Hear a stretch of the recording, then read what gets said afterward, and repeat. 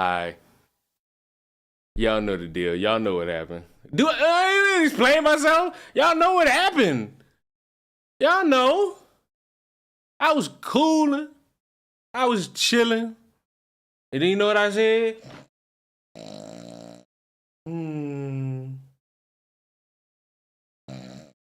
know what I'm saying? Don't sit here. Don't sit here and act surprised. Leon, question. Look, I don't have time for you right now. I don't have time for you. What happened? Oh, it's very simple. At 2:00, I ain't even gonna say at 2:00. At around like 1:20, I'm watching Chris, and then all of a sudden the video dropped. And I'm like, I'm not watching this with Chris. I won't blind react to it, but I ain't want to watch it as soon as it drops. So I said, you know what? I'm gonna give it a couple hours.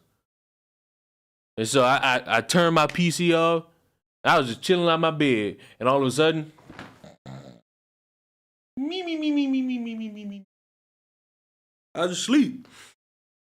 It was a good nap though. I liked it. Also, I bought a new PC. Anywho, I bought a new PC, but it don't matter. It don't matter.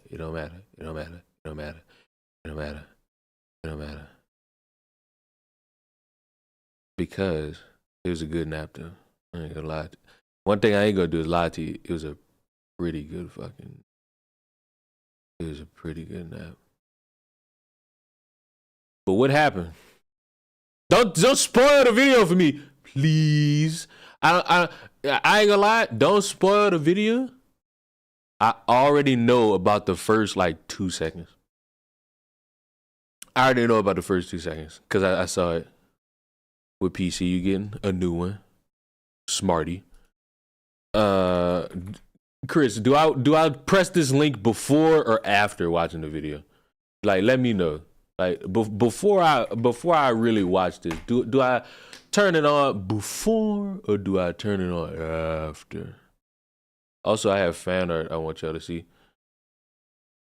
I have fan art that I think you all deserve to look at from me. You know? Do it now because it's funny. Well, okay. Chris, I'm trusting you. I'm trusting you. I've pressed the link. It's not funny. You let me down. You let me down again. Just so you know. I didn't laugh.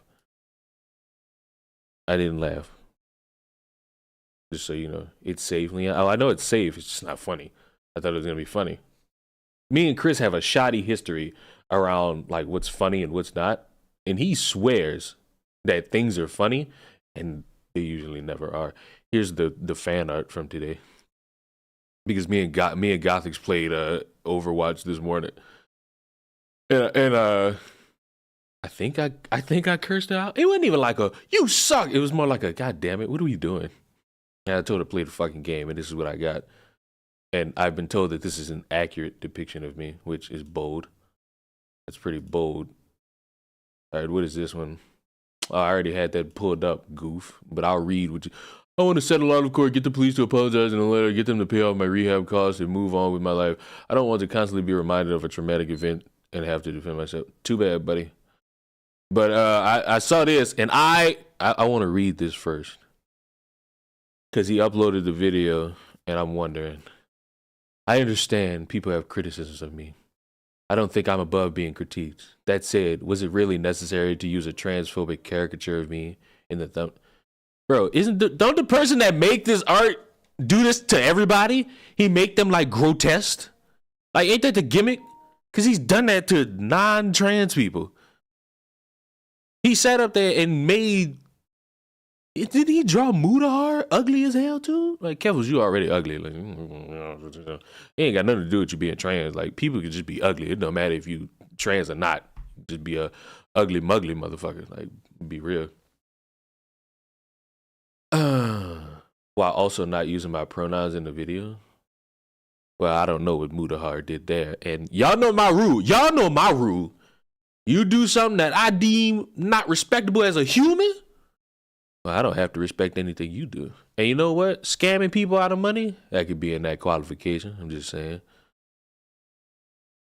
Did Nick get one? I don't know. Did you just turn on your PlayStation? If you think I'm about to watch an hour-long video just sitting here, you must be new around this motherfucker. You must be stuck, stupid, dumb, and new around this motherfucker. Oh, I didn't even read the rest. Tweaking. There's more. I think if my actions themselves are heinous, you wouldn't need to dehumanize me to an audience of millions of people in order to make the points you wanted to make. The bar for this was incredibly low, and Muta managed to still fumble it. Anyways, I'm probably going to get harassed by thousands of people for standing up for myself now, so I'm going to do something fun instead of that. See you all when it dies down. You know what? What a great way to, what a great way to look at it. You're tired of a bunch of people talking to you about the same thing? Yeah, cool. Get off the internet, please. People have been begging you to do that the whole time. But now you just want to, run and hide. You know what I'm saying? But, oh no.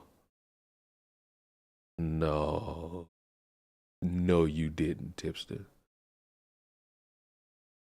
I say that, but he did. I don't know how to say this without sounding like SJW, but I'm really not a fan of this caricature of a trans woman. Bro, what's the name? Ain't the name of this Twitter person that make this shit like just the art? They do this to everybody. Y'all are losers. Oh, no. No, oh no. When all the worst people on the internet are cheering you on, you really should start to question how virtuous your actions really are. Oh no. Oh no. Keffals is a dude, a man. Why not call him a man at this point? I see no. Oh no.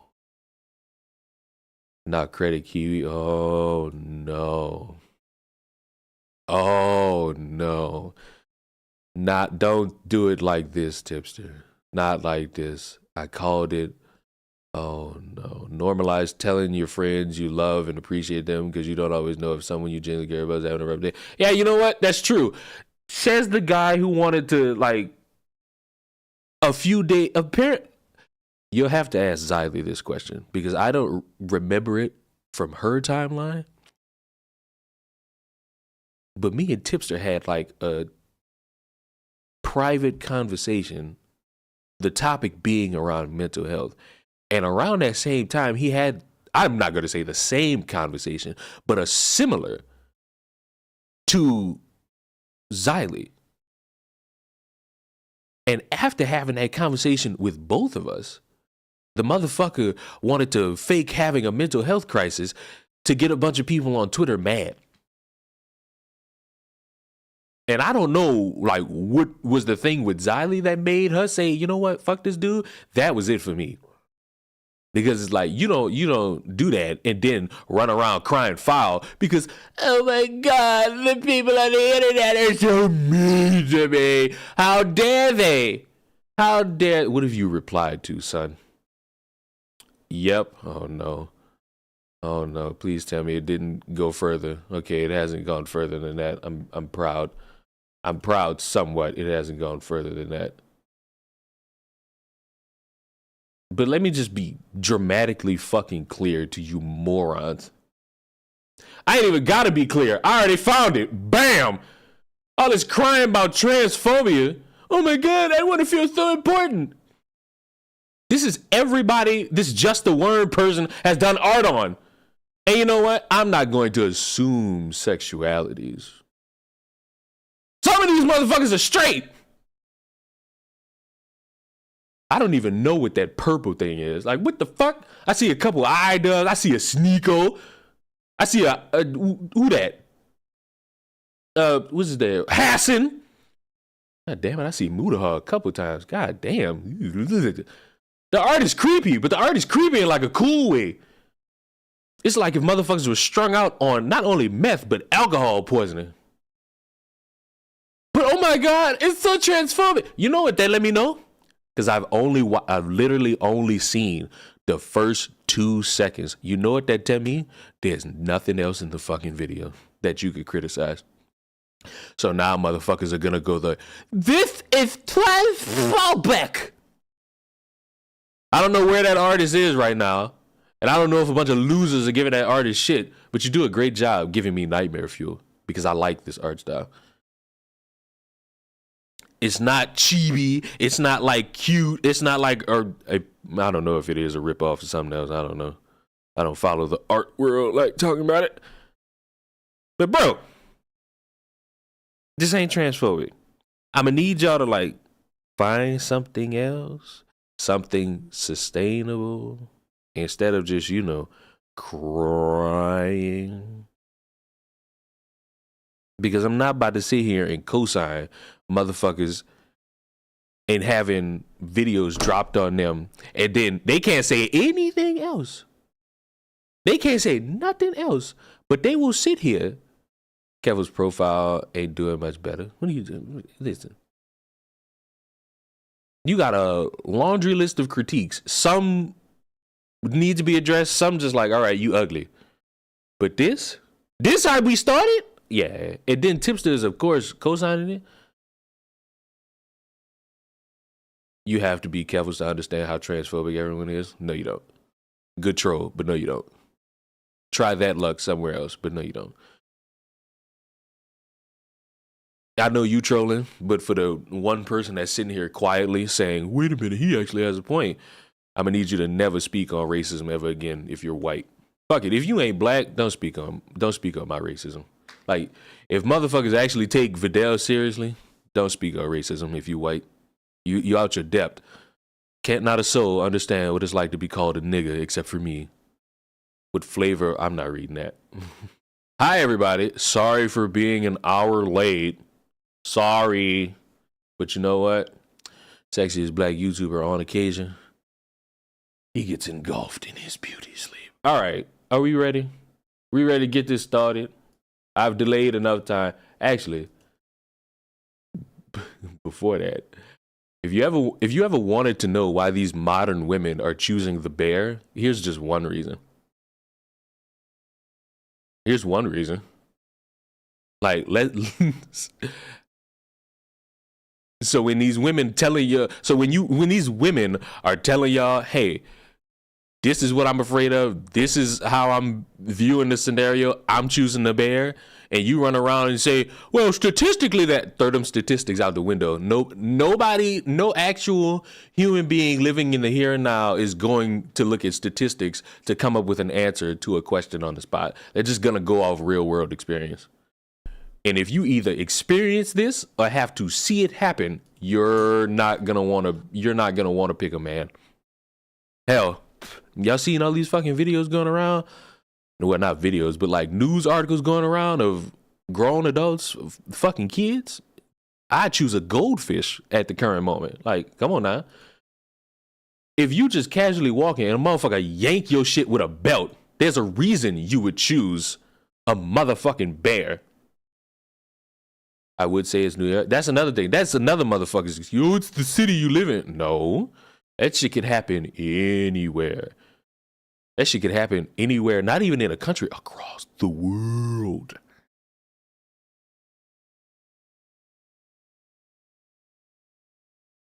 He's trying to cover his face too. Yeah. So, ladies, just know, if you choose the bear, I'll never be offended. I'm liable to RKO a bitch just for standing next to me. So, I'm not, like, let's be real.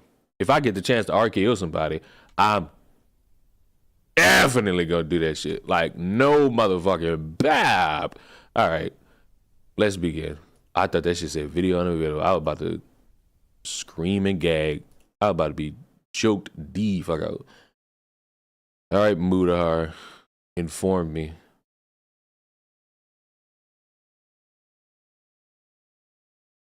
If anyone ever finds out about how I spent the GoFundMe, I am definitely... Please tell me y'all can hear that, because I've been having a problem all day with streaming and audio. So that enlighten me. Were you able to hear that? Do I need to beef it up? Did my stream just say fuck it and cut out? We can, yes, I hear it. Did my stream just die in front of my face because something occurred and now I'm concerned? Definitely getting canceled. Hello guys and gals, me Muta, and today's video is one that required quite a fair bit of research, and it's one that I should have released a few weeks ago. It's a video that might be one of my most controversial videos, but one that required looking back years upon years. Wait, I was tweaking. I said I watched the first couple seconds and I didn't highlight the biggest glaring thing. The fucking self-admission that some of this shit might not be as Keffals described. And the way I've studied Keffals and all the lore is Buddy sat up there and said, hey, I got doxxed while trying to like report shit. Let me flee the country and let me set up a GoFundMe to sue police. And middle, she's in another country doing IRL streams, which is just doing live streams outside and not at home. And then wondering why a bunch of people are able to locate where she is in the middle of fucking anywhere in the world. Am I off base? Did I hit the ballpark? I feel like I hit the ballpark here. Hello guys and gals, me Muta, and today's video is one that required quite a fair bit of research, and it's one that I should have released a few weeks ago. It's a video that might be one of my most controversial videos, but one that required looking back years upon years of internet history to come to an actual conclusion of one of the most dangerous people on the web, an international transgender activist that some of you all may know as Keffals. This is my thing. Listen. I hate Keffals. I hate Tipster. People thought it was a joke like a year ago when I made that tweet saying that Tipster and Keffals, I think one ugly motherfucker and another ugly motherfucker were like dangers to my trans brothers and sisters. And people like, were you joking? We said, no. Why would I joke about wanting to protect my trans brothers and sisters? I know it may seem as if I'm evil and transphobic, but that's because of my voice. You know what I'm saying? I don't have a calm, soothing voice, so it looks like I'm antagonizing all of you. But no, I'm not. I just want what's good. I want what's best for you. And what's best for you is basic human respect and decency. And you're not getting that at the hands of a fat Mexican who never really seems to understand when to leave it alone, and 3 transgenders who just want to be known on the internet for being stupid. It ain't gonna work out the way we thought it would, like that. Now, Keffals is not necessarily a popular activist. And didn't this motherfucker kill a gopher? Like, hello, Peter. They're an online transgender activist known for fighting against the controversial website Kiwi Farms. Her campaign saw mainstream attention after a highly publicized swatting, where she alleged mistreatment by the Canadian Police Services. The online harassment escalated until she was forced to flee her home country to escape. With the media and an entire community backing her, she raised over $100,000. Wait a minute. Wait. All jokes to the side. Wait a minute. Where is it?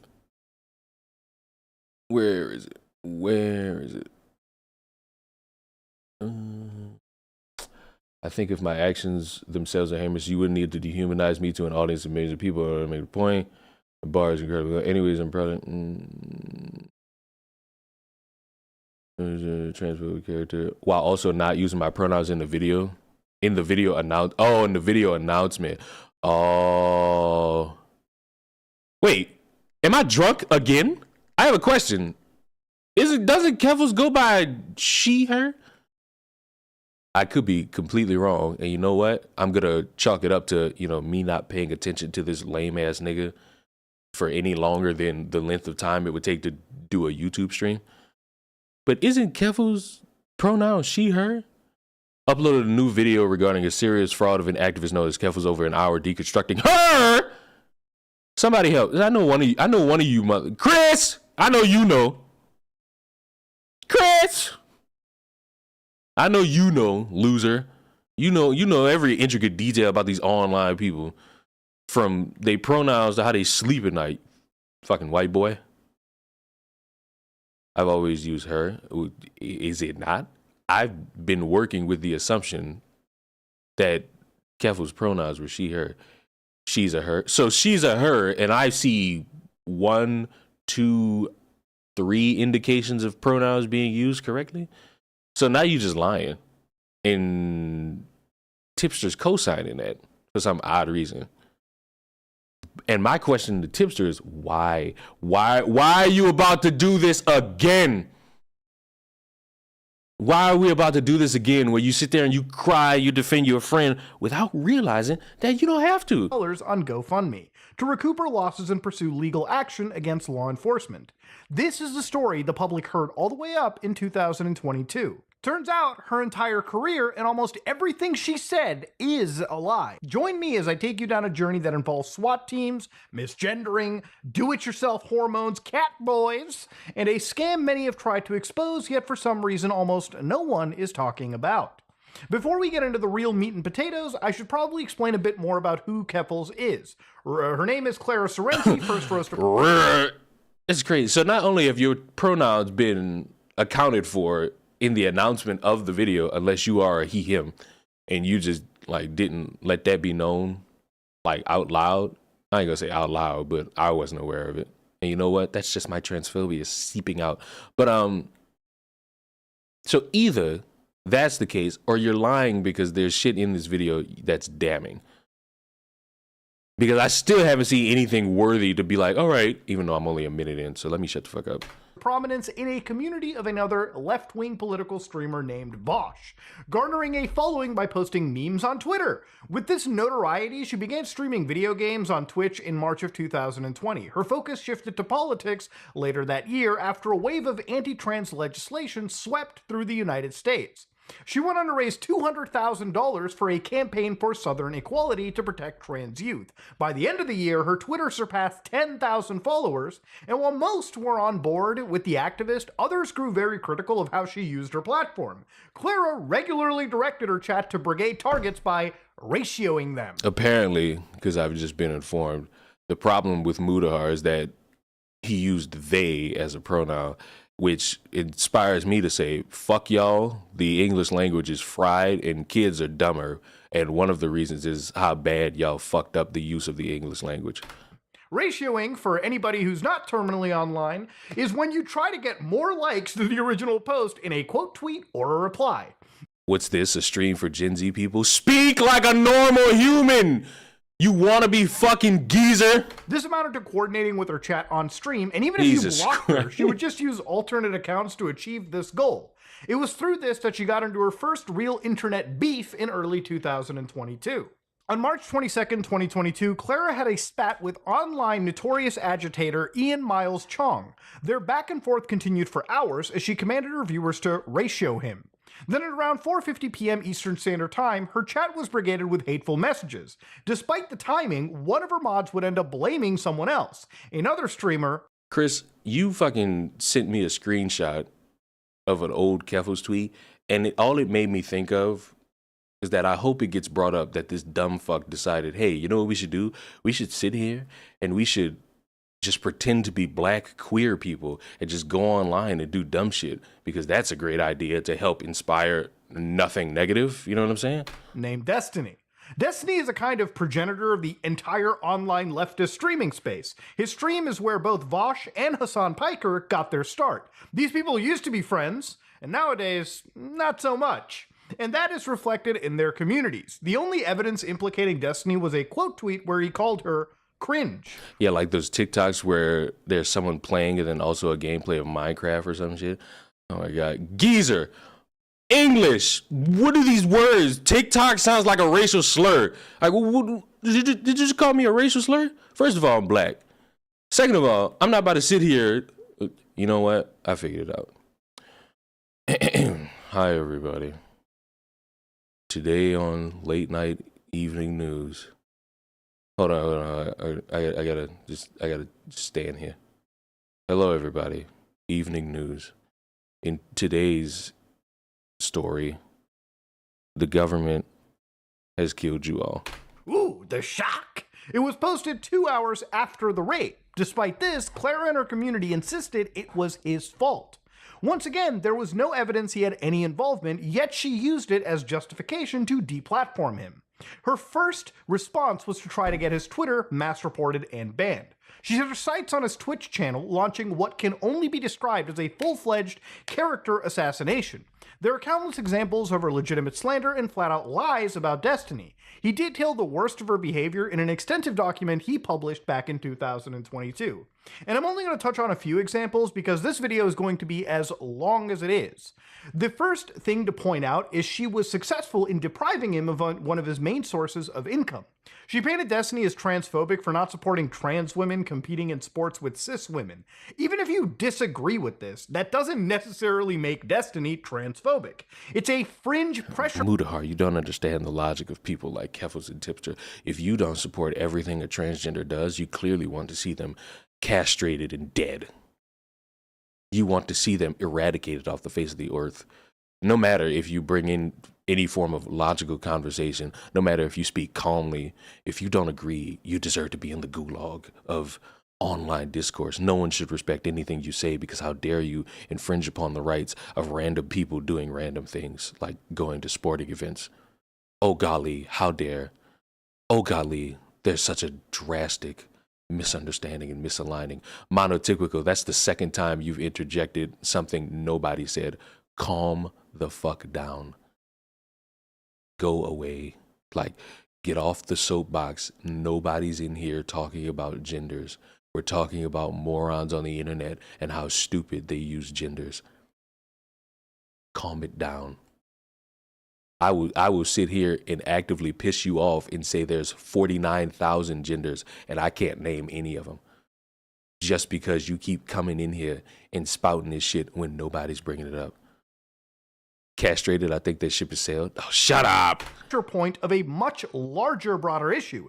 It's a highly specific, contentious issue and an unfair characterization of his broader catalog. Regardless, her labeling garnered enough support to get Destiny banned off of Twitch within 24 hours for hate speech.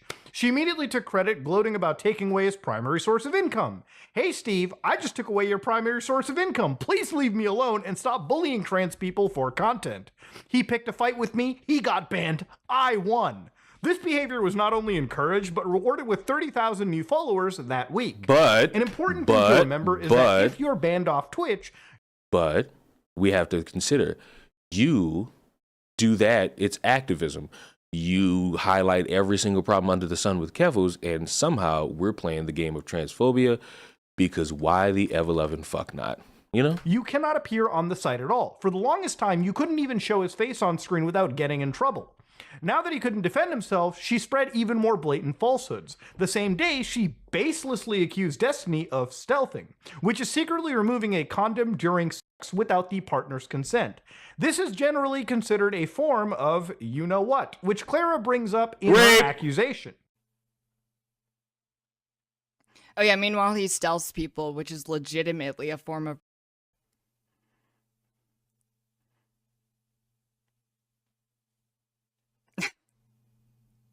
Insane. Insane shit. To this day, there has never been any evidence or even an allegation made towards Destiny about this. She walked it back shortly after, which shows just how callous she is towards claims of such a serious nature. But because he was deplatformed, she was able to further a false... What's her evidence? Hoping nobody bothers to do any sort of research. That's the evidence for most people on the internet when it comes to literally any fucking thing that nobody is able to prove if you choose to just sit there and say something online. Unless, you know, keep regurgitating that shit, then it's going to entice motherfuckers to actually try it. Like, this is ridiculous. Like, her evidence is nothing. Narrative to her chat, as well as tens of thousands of people on Twitter. They all either assumed she was being honest or didn't care she was slandering him because they had already disliked Destiny. In retrospect, her behavior paints a clear picture of how she would conduct herself in the future. It wasn't long into this drama that Keffals got noticed by the site Kiwi Farms, who started a thread about her on March 26, 2022. Muta, I like your voice. However, it's time. Speed it up. Clara quickly tried to guilt Destiny by association, claiming he used the forum and was even friends with the owner. And what was the reasoning? Well, because apparently he has an account is because he was a target on the site since 2017 with his own board. All his posts are arguing with trolls in his own thread. He was also never friends with Null, who is the owner of Kiwi Farms. He has also gone on record to wish him death several times. Null, by the way, wishing death on Destiny. And this is while he's out, I guess, It's just like he's super gross. And sometimes he says things which are funny or agreeable, and it's like, I wish I could like you, bro, but you're creepy and gross and weird, and your brain's all up, and your shit's all and you talk like a so we can't be friends. And I kind of think the world would be better off with you. Clara knew this, but intentionally spread a lie that they met 10 years ago on the game StarCraft. When confronted, she admitted, I know, I wanted him to respond to the accusation, it was bait. At this point, I should probably take some time to explain exactly what Kiwi Farms is. Kiwi Farms is an online website dedicated to discussing internet figures. Okay, you probably heard about internet lolcows, people like Chris Chan, Boogie2988, or Daniel Larson, who has his own legal problems of late. The website's composed of various threads where users effectively congregate to document and follow individuals with a negative lens, okay? Now, we have to acknowledge that Kiwi Farms does allow doxing, okay? On the site, it's permitted to post the personal information of anybody being discussed, including full names, phone numbers, home addresses, hell, even blood type if you can find it, and most other forms of personally identifiable information. It's also a site where anything goes, okay? It's like the Wild West of the internet. You ever try to look up me on some of these threads, you'll probably find Indian and poo in the loo and crazy stuff all day, every day. Kiwi Farms was made back in 2013. Is Null and Josh the same person? I have no idea. All these internet people tend to confuse me. So is Muta right or wrong? God damn it, I'm 8 minutes in. This shit is an hour fucking 30. The original purpose of the site was to document internet figure Chris Chan. After they covered Chris Chan initially, it started to change itself and rebrand into a general purpose online gossip wiki, so to speak, where they started to cover various individuals like Darkside Phil, Boogie, Wings of Redemption, who all actually have threads. And the site does have a propensity to make threads about transgender individuals. Anti-trans sentiment is banned on a lot of major platforms, and as a result, the site has become a place for those opinions to effectively congregate. Now again, I want to start off by saying I don't endorse or support that behavior. In fact, I outright condemn it, all right? There's no reason to have any form of hate on the internet. That being said, all right, whatever goes on the site does fall under free speech and is entirely legal, okay? It's somewhat of a misnomer online that apparently doxing somebody is against the law. It is against the law to hack someone's accounts and breach their privacy to obtain their personal information, but that behavior is not encouraged by the site, and of course that behavior is punishable by law. But technically, it is not against the law to post someone's address against their will. As shitty as that sounds, most controversial internet figures have threads on this site, where they not only document their personal information, but they collect any piece of content, tweets, and documents that they post online. So early on, I don't know, man.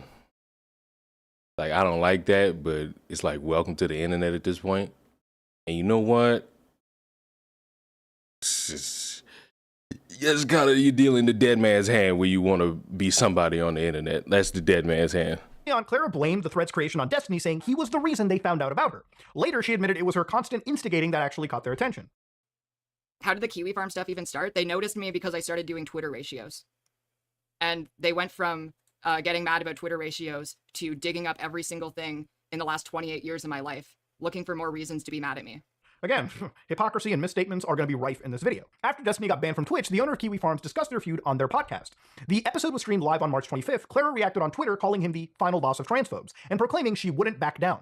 I have done nothing wrong, nor will I be going anywhere. Her thread was created the next day, racking up page after page scrutinizing her early life and online history. That included rumors of embezzling funds from her local Communist Party chapter for opiates, and a supposed Discord server called the Catboy Ranch. It was posted alongside her and her family's personal information, which understandably made her very upset. Clara spoke out about this, which led many people who'd been similarly targeted to join her in solidarity. This began what eventually became #DropKiwiFarms. #DropKiwiFarms was a movement to get the site taken off the internet. They specifically went after service providers like Cloudflare, who provided DDoS protection and mitigation services. They argued Kiwi Farms was a stalking and harassment site that bullied people into taking their own lives. However, this largely picked up after her story received widespread mainstream coverage. For a while, her focus stayed on trying to bludgeon Destiny with their reputation. On July 18th, Keffals announced a tell-all about Destiny's association with the site. This backfired because her thumbnail used a picture of Destiny's face, violating Twitch's policy on banned streamers. Her channel got banned before she could even start, forcing her to stream on YouTube instead. The attention only incentivized Kiwi Farms to keep prodding, and a week later, she fell victim to an attempt. Welcome, Big Nick. Welcome to hell. Welcome to us trying to piece together the lies and the discreetment of an online personality. Why did Anakin just fucking whip me? Swatting. The incident has made public on the 9th of August in a video titled, "My Life is in Danger, I Need Your Help." Clara explained that 4 days earlier, on August 5th, she woke up to police services pointing an assault rifle at her face. On August 5th, I was woken up by London Police Services, pointing an assault rifle in my face. A letter had been emailed to every city council member in London, Ontario, threatening a mass. Clara was arrested, booked, and held in custody for 11 hours. They searched her apartment and confiscated several devices. They allegedly misgendered her and even booked her under her dead name. If you're unaware, dead naming refers to using a prior name for a trans person generally associated with the gender they were assigned at birth. This worsened an already traumatic experience she considered a hate crime. The video was posted alongside a GoFundMe with the stated intent of helping Clara recoup her losses, move immediately, and build a legal fund to protect her rights. It received widespread media attention, bringing in over $100,000 in donations. Even with their support, however, it seemed like there was no escape. Trolls kept figuring out her location as she was forced into hiding, and her battle against Kiwi Farms continued. Even after fleeing the continent, eventually she was successful in getting the site dropped by Cloudflare, who cited an imminent threat to human life. Without their protection, Kiwi Farms became vulnerable to illegal denial-of-service attacks and was forced to shut down. Now this is the story that the public was led to believe. Concluding a successful campaign, Keffals reiterated over and over that the site had been shut down. You know what's crazy though? You know how stupid you have to be to just believe an online personality took down an entire website, and you just never type that shit in to see if it's still down. You know, that's more so. That ain't even on Keffals. That's on the dumbasses who believe Keffals. It's just like, didn't this shit happen like 2 years ago, if not a year ago? You telling me all this time, motherfuckers still believe that that website is taken down? And don't bullshit me with the, it was taken down for a period of time, and so that proves the power we have. Don't give me that bullshit. Like, hand me the black and mild at that point. You're not gonna sit here and try to tell me, oh my God, you know it's so awesome and great and cool and quirky. We took down our website for like a day, and then it went right back up on a whole nother fucking setup. Like, please, I have a stroke. It only became more difficult to insist as time had gone on, given it's obviously not true. Kiwi Farms is up to this day, and by all metrics, it has way more stability than ever before. And what many of our supporters don't realize is that this is truly the beginning of the web of lies that make up this entire ordeal. Almost everything you've heard about this whole situation is a lie, and that's why I'm going to explore in depth in these next two sections. These are two very important aspects to the story to address her portrayal of the swatting and how exactly the money was spent. When it comes to something as serious as swatting, it's important not to downplay its severity. This is a crime that's taken innocent people's lives, but curiously, her story began to change as time went on. The narrative set forth in her initial video is one of terror. Clara says on the 5th of August, she is awoken by police services pointing an assault rifle at her face. This specific detail is referenced in her video several times. On August 5th, I was woken up by London police services pointing an assault rifle in my face at my home. When I was woken up by police officers and saw the assault rifle pointed at me, I thought I was going to die. I feel traumatized. Her story then changed to an encounter in the hallway. The exact phrasing is that she went into the hallway and then saw the weapon. The email, Sorrenti says, had given out her real address and resulted in police with guns at her doorstep and her being arrested. When I went into the hallway and then saw that assault rifle, I screamed and I thought I was going to die. A month later, she admitted that they didn't enter her apartment until after she was in custody. They did not go into my apartment until after I was in custody, and they had a search warrant signed. These next few clips are of Alex, her fiancé at the time. Alex confirms she didn't wake up with a gun in her face and reveals Clara wasn't even the one to answer the door. They spoke to Alex first, who was already awake, and gave Clara enough time to put on pajamas. So it wasn't quite that they knocked on the door and I answered. Rather, I was getting ready for the shower and there was a tremendous pounding. And so yeah, someone did not wake her with a rifle pointed 3 inches from her face, but essentially as soon as she woke up, Was I in a state of undress? I was naked and I had to put on a pair of pajamas that was like on the floor before I could even go out to see the police officers. I think that's the biggest crime in this video, is that now people at random points would think to themselves, Keffals was naked, and then they'll have that visual in their head. And I don't know if that's going to be enjoyable for you or the greatest nightmare you could go through in your daily life. But you know, whatever choice makes you the most comfortable, I am so happy or so sad for you. Story has already morphed significantly from Clara waking up to guns in her face, to seeing guns in the hallway, to police never entering the apartment at all. The lack of consistency is concerning, given she was supposed to be taking legal action against them. And I mean, Keffals went so far as to compare herself to a victim of police brutality. Every time I see another story involving an innocent... Oh, damn it, Chris! See, I should have just known that Muta talked about it at some point, instead of just thinking, oh, Chris is probably just doing that because there's a hidden racist joke that I was never privy to. In like 5 minutes, we heard 3 different versions of a story of you dealing with the police, and somehow this ties to the poor, disenfranchised. See how my niggas get treated? My niggas get treated so bad. It's like, we just be trying to, you know, Martin Luther King a lot of shit. You know, we be trying to be peaceful with it. And then motherfuckers show up out the blue and just want to, you know, speak like this. And it's like, shut the fuck up. Nobody want to hear this shit. I think back to last month when I had an assault rifle. Dog, whatever you think about the interaction, it is by no means comparable to what happened to Elijah McClain. And the fact that she can't keep her story straight just makes this... Y'all realize that they had a dude who was either in the Army or the Navy? And apparently... the development is, the way that this story was first told is that this shit is not how it was described, but because I don't have that information in front of me, I'm going to go based off of what I know at current standing, and then if I just so happen to be wrong, I'll accept the fact that I'm wrong. The cops killed a dude in the Army who's probably my age or younger, and based on what has come out, they went to the wrong apartment. But I should point out, based off of recent public statements from the police, somebody might be lying.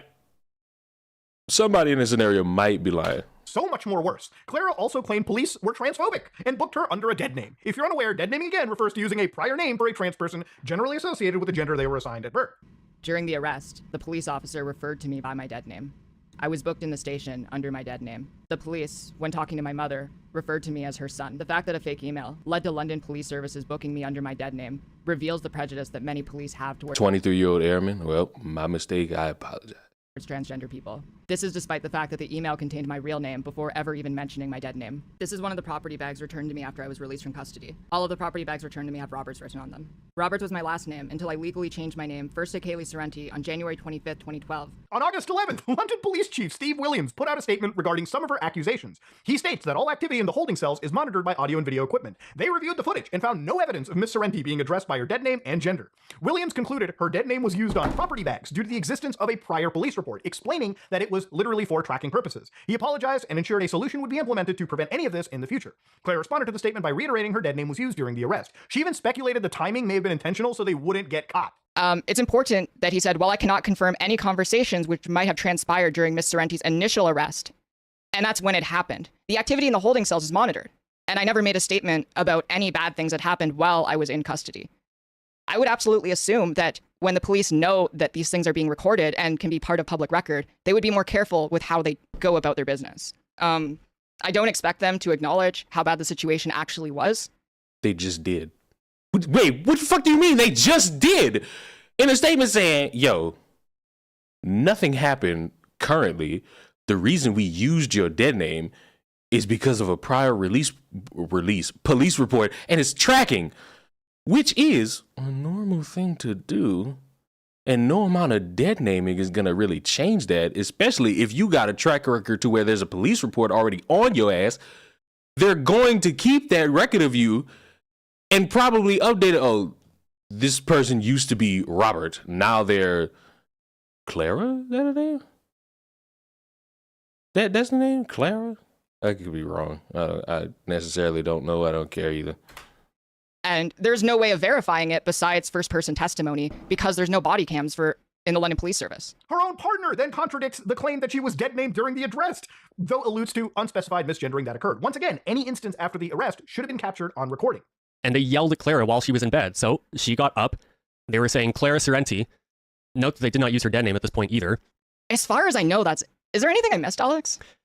I think that's really the main gist of the arrest portion, which was really the most traumatic in terms of, having the guns pointed at us, the misgendering that occurred. Yeah, that whole arrest. That is how it happened. It wasn't straight up dynamic entry. They didn't. The absence of evidence means that this only remains a he said, she said scenario. But it's hard to take Clara's word at face value given her complete and total lack of credibility. Another key part of her story was that police had confiscated their devices, resulting in significant financial damages.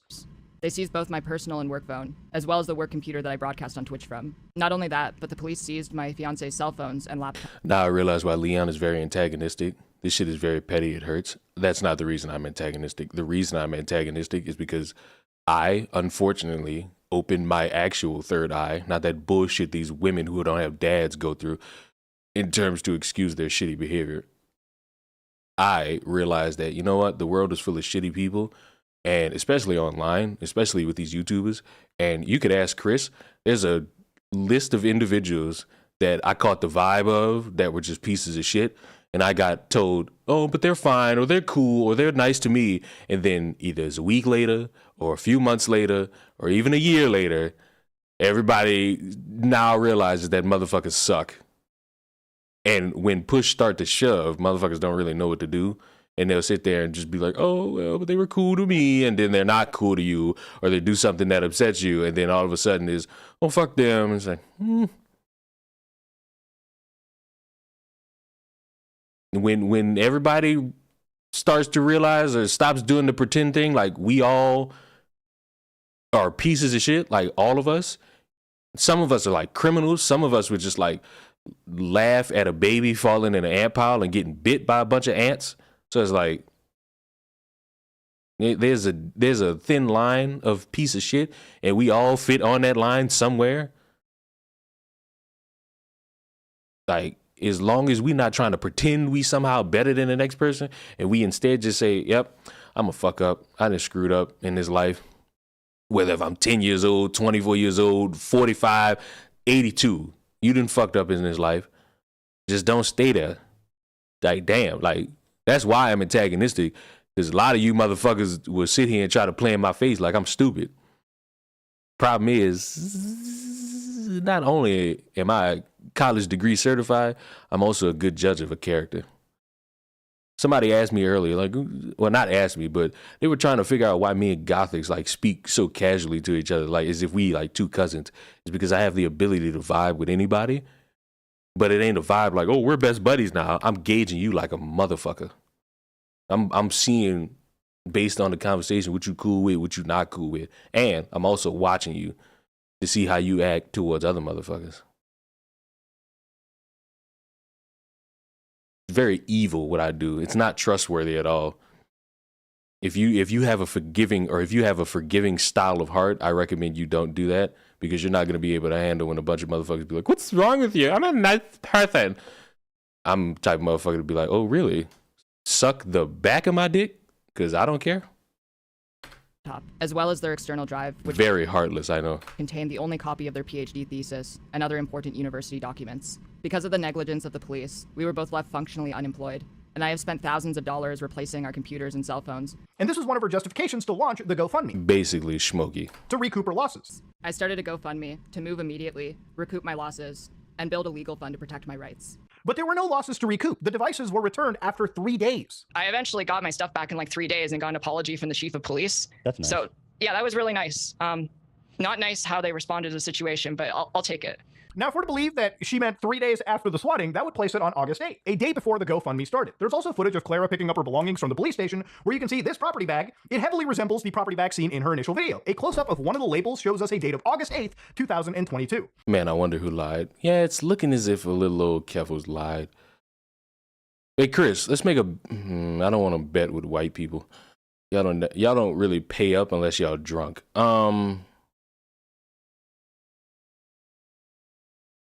How long until Tipster comes out of nowhere and just starts blaming everything on transphobia? And he didn't watch the video at all. How long? How long we got? I'm giving it a week. I'm giving it a week. This again implies that she got her stuff back before the video and GoFundMe ever even went live, and knowingly lied about needing to buy a new cell phone and computer. Even if you don't want to make that assertion, at best, she got her stuff back the next day, because this upload is dated August 10th. There is no way to reconcile Also, these wait a statements. minute. Chris, don't... Just say yes or no. Just say yes or no to this, Chris, because I'm only 21 minutes in. Is this Tipster's 9/11? Is Tipster even connected to this video at all? Like, just say yes or no. Don't spoil it. Just don't spoil the detail. Yes, that's what I like to hear.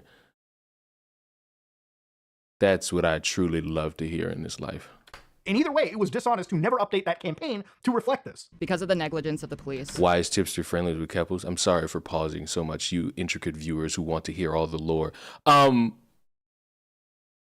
My understanding is that they had a conversation months ago and they hit it off and they became cool, which, you know what? Fine.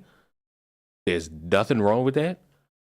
Like, if you at one point interact with somebody who's like persona non grata to your internet group, and do you just like speak to them and you kind of, I ain't gonna say hit it off, but most of like just y'all vibe to where it's like, all right, you not as bad as I kind of made you out to be and participated in making you out to be.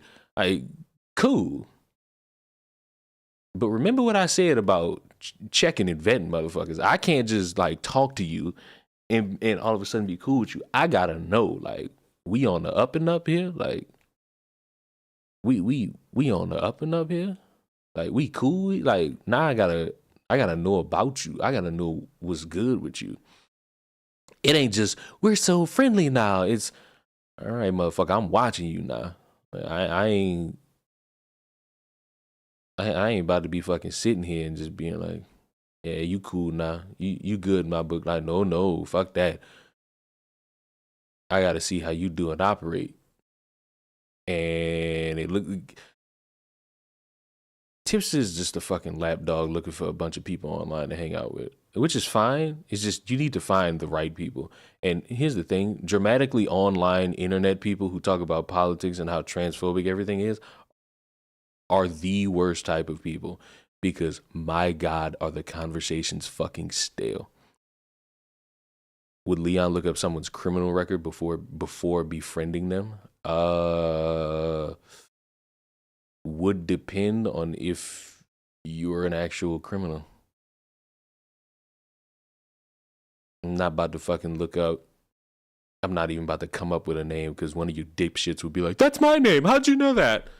We were both left functionally unemployed, and I have spent thousands of dollars replacing our computers and cell phones so our lives aren't completely destroyed by what happened to us. Speaking of thousands of dollars, I spent $2,000 to start building a new PC. Oh, it's so great. Now, Keffals launched her GoFundMe on August 9, 2022 with an initial goal of $20,000. The page claims that if this amount was exceeded, the funds would be allocated to a legal fund to protect herself against ongoing and future threats to her safety. However, this was later changed to, I am keeping the GoFundMe up, but all donations are going directly to my legal fund, which I will be using to seek justice. Now, this is a very, very important distinction, because it means all the donations past the first 20 grand were explicitly for legal action. See, Clara gradually kept raising the goal until it reached over $100,000 on the 20th. If you want to be technical, it actually never ended, because she's still taking donations to this day. In fact, there wasn't even a fixed amount, which is odd, as it makes it seem like her goal was to basically raise as much money as possible rather than afford. For the first time ever, I'm curious. I don't think he's going to, like, because, wow, thanks, game. Because he kind of did lie to a bunch of people about, oh, well, YouTube has kind of taken me out of the algorithm, when in actuality, your channel is not really based in anything truly like profound and descriptive. You have such like a basic ass name that comes to like trying to find out tips for shit, because your name on Twitter is tipster, so motherfuckers will fucking associate that shit with like, oh my God, this is a clips and tips channel to find information. Like, that's what will fucking occur, and you won't do anything else with that other than just fucking sit there and do nothing. He's hiding in the Catboy Rant server. I mean, wouldn't that be what you would do if motherfuckers did some expose on you, just hide in the Discord? Because, you know, thinking normally is somehow foreign to online content creators, because how dare you use your frontal cortex to figure out any way to, I ain't even gonna say solve problem, but like mediate it to a point where it isn't as bad. But the problem is, you motherfuckers live so online that everything is bad to you once you get criticized. And speaking as a guy who's been criticized for not really using all information or getting something wrong, this is not something you're going to jail for. You're not going to jail for getting information wrong. That's why, in regards to that teacher that's been getting traction these past couple of days for having kids unbraid his hair, I'm not running around saying Buddy got fired from his job for that, because Twitter is not my main source of information for news regarding things that would require a public statement from somebody officially in that camp to help give out that information. You real like synthetic B? I don't. Oh, you talking about synthetic, man? I ain't got time to get cancer in my lungs from shit like that. Please leave me alone. Leon, how is you? I'm hurting. And intentional expense. Naturally, had a good nap though. $100,000. There were questions over how the money was spent. Claire has tried to poison the well numerous times by calling anyone who asks this question bad faith. I'll never do a GoFundMe breakdown for bad faith actors who neither support me nor contributed to the fund in the first place. Well, what if I gave money? Am I now allowed to ask? Ooh, that's a question we should. That is a great ploy, but I hope you got your money back, buddy. Or at least use like a dummy account or something. My back be hurting, so I feel you. I still think about that night where I had them edibles and I was asleep for an entire day. Oh, but to bring it back to Tipster, his rationale was to tell a bunch of people, hey, YouTube kind of kicked me out the algorithm, when in actuality, he doesn't post as much, and when he does, it's these fucking 38-hour long fucking VOD streams with like, and then he'll post clips of it, but there'll be dead air in it. He doesn't edit that shit down, so it'll be 40 minutes of oh shits and oh well, you know, guys, we gotta think about it this way. It's like, buddy, space this shit out.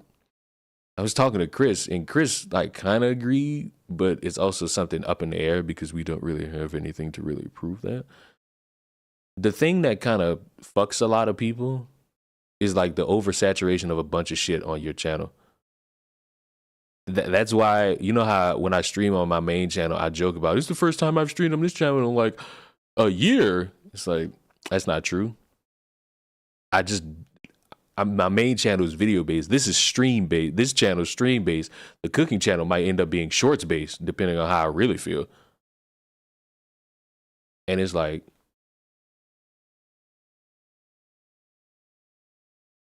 oh my God, get pwned, loser.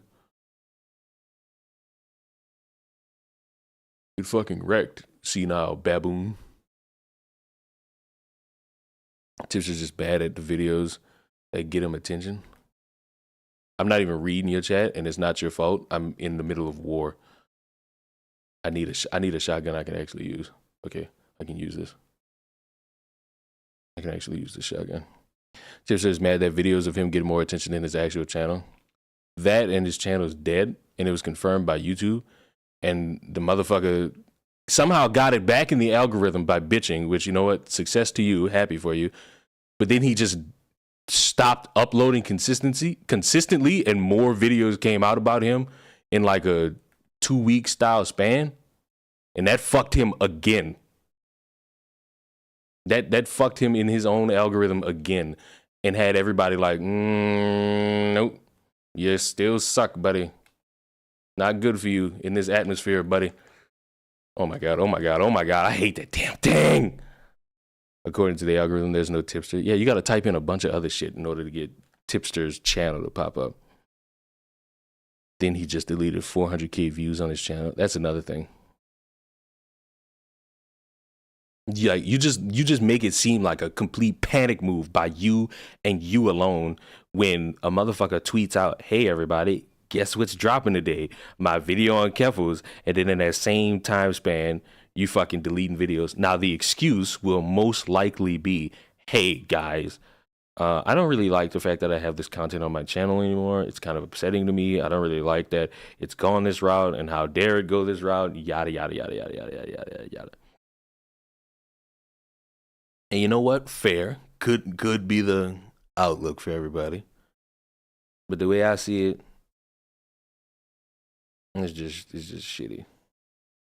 It's shitty for you to fucking sit there and pretend as if you're somehow doing something that isn't you running like a fucking coward.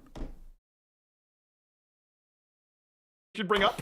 You have to remember, this was a story that got mainstream coverage. There were over 150 articles published about the situation, including The Guardian, NBC, CNN, Bloomberg, the Associated Press, and Canadian state-funded news outlet CBC. Popular politicians like Jagmeet Singh of the NDP party took a stand by her publicly. Normies were led to believe a series of events that did not occur. And there are regular folk out there who don't have the time or capability to ensure their funds weren't misused, especially when there is a limited amount of financial support for at-risk members of the trans community. There is nothing wrong with questioning for transparency of where this money had went. In fact, more people should actually be asking where this money even went. But you can't because it's transphobia. Clara posted this photo in her Discord server, which was enough for trolls to bombard the hotel with pizzas. The next day, she uploaded a video declaring things had escalated, and she was now in hiding. All right, so I've seen this video too many times from Keffals. Now I can say it with comfort. Well, I can say it with comfort now. How does she look like she's taking a shit while recording this video? It looks like she is not well, and I grow concerned about your body when you look dead in my fucking face and look like you have to take a shit. If you recall, another goal of hers was to move out immediately after someone hacked her Uber Eats account and sent $500 worth of food. So what happened, I woke up and I got an email that the email for my Uber Eats account was changed. And then I looked outside the door and there was like at least $500 worth of food ordered with my hacked Uber account. So I got doxxed again, except this time I also got hacked. She expedited an already planned trip to Europe. Her rationale was that London police didn't have the resources to stop online trolls. And then she went live to provide further details. Are you moving to Europe? I'm gonna be living there for a while, but I'm not moving there. My fiance is staying back in Canada, and I'm gonna be in the UK on my own for a while. Since Sherry brought it up, I have a question for all of y'all. Who are y'all fucking, Keffals or Pearly things? I think that the current plan is that in 2-3 weeks of my stay, my fiance is going to be coming over and we'll stay together for a while. On Monday, I find out if I got approved or not for the new place that I want to live at, which will give us a really good time frame of what we're going to do. Her fans begged her to stop giving out information. Stop giving out details. My hand is crazy. Stop telling me what to do. Later that day, Clara tweeted, "Do I have any followers in Europe? Let me know if you want to meet up." Her first stream back revealed she was in Northern Ireland. Oh, So I'm okay. oh, Rusty. Why are you all... See, this is the transphobia we talked about. Didn't I tell y'all to clean this up? Do I... Would you like to know? Because everybody misuses this fuck. You know what? No, we're going to deal with that later. We're going to deal with it later. Okay. We're going to deal with it later. Ireland. We're going to deal with it later. Because Because if I talk about it now, I'm going to immediately spend 3 hours on that instead of focusing on watching this video. Nope. I'm safe. Nope. Things are good. Don't tell people what country. It is completely fine. Do you know how dense Ireland is? Very dense country. I do not think it's going to be a problem. She was staying with a friend named Ellen. Her ex-fiancé never moved over for reasons we're actually going to discuss later. Ellen had already been doxxed months prior, and their apartment was found within 24 hours. And a troll took this photo outside their building. They were able to find her location just by using a doorknob. To be clear, I'm not endorsing any of this behavior or doing it, or even saying if you're careless, you deserve that this happens to you. My argument is that if you're willing to leave a continent to another continent to escape trolls, there is a lot you could do for less to mitigate. Also, hello, Squatching. You old bag of bones. I think Squatching told me she's like 59. It's like, God damn, how are you alive? I was told once you're 59, you're basically 80. The risk of doxing. For example, not buying equipment specifically for IRL streaming and announcing where you're going to be in advance. At one point, Ellen revealed they were going to go to visit a poutine truck in Belfast. The owner received bomb threats, which Clara used to tease an IRL stream on Twitter. Hey, maybe it's a one-off mistake, right? A day later, Ellen publicly fielded suggestions for future IRL stream locations in Ireland. I want to reiterate, if you are in hiding, why would you buy new streaming equipment specifically for streaming in the public, and then also share where you plan on going in advance? By her own admission, she wanted to stoke the flames in order to maximize publicity. By intentionally making myself a lightning rod so I could make kiwi farms more vicious and attack me to the point where Cloudflare had no choice. Because every time they attacked me, I publicized it. One of the You being 35 is the same thing. Hello, Leon. Hope you're well. I'm not well. So, now how do you feel knowing that I'm not well? Since you wanted to sit there and hope that I'm well. How dare you? Don't ever hope that someone... The hell is wrong with you? Communist China. That's why Canada's beating that us. I did intentionally for the success of the campaign was make myself a lightning rod.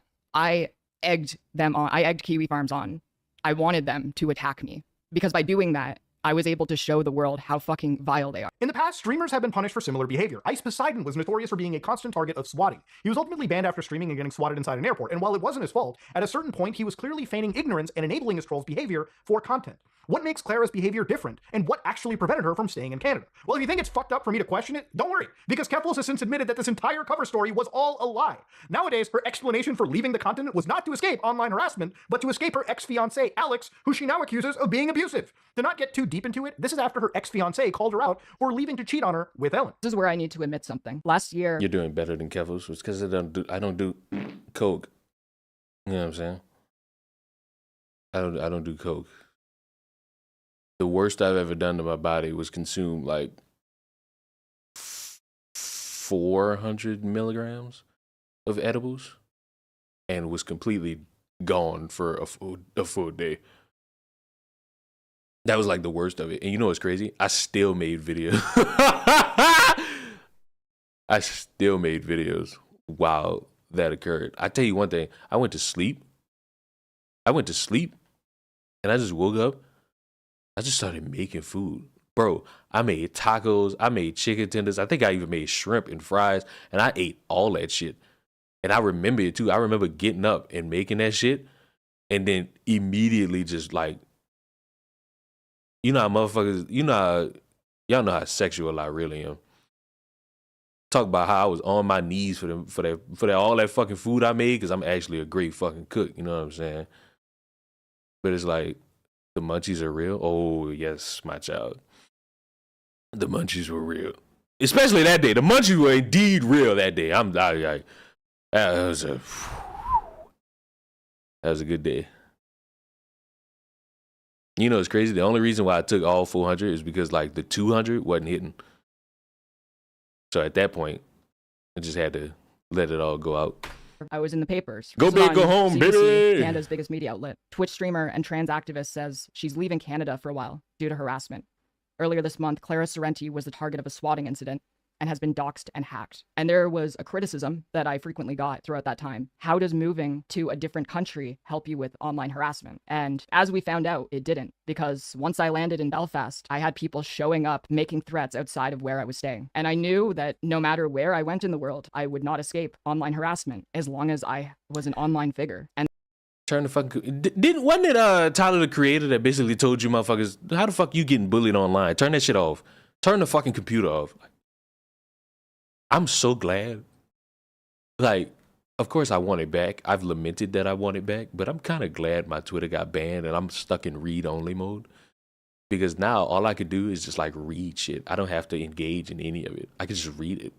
And I'm like, oh, my day's gotten a little bit better because I'm not consuming all this stupid ass fucking media and talking to stupid ass people.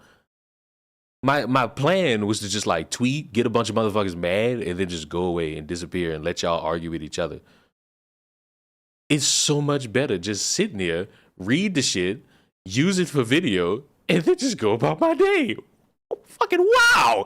And the truth is, I left the country because of my ex, and because I was scared of my ex. Because my ex was abusive, and abused me emotionally, and yelled at me, and consistently coerced me into sex. That's why I left. But I couldn't tell anyone. I didn't want it to be a big thing. I didn't want it to be in the papers. Well, You didn't want that to be a big thing, so let me just say that I was harassed, swatted, doxxed, mischaracterized, and had to flee the country. But LOL wasn't that big of a deal.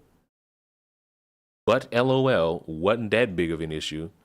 You telling me people wouldn't support you if you would have said, hey, I'm getting abused by this person. Let me just cock it out. Help if you so choose to help.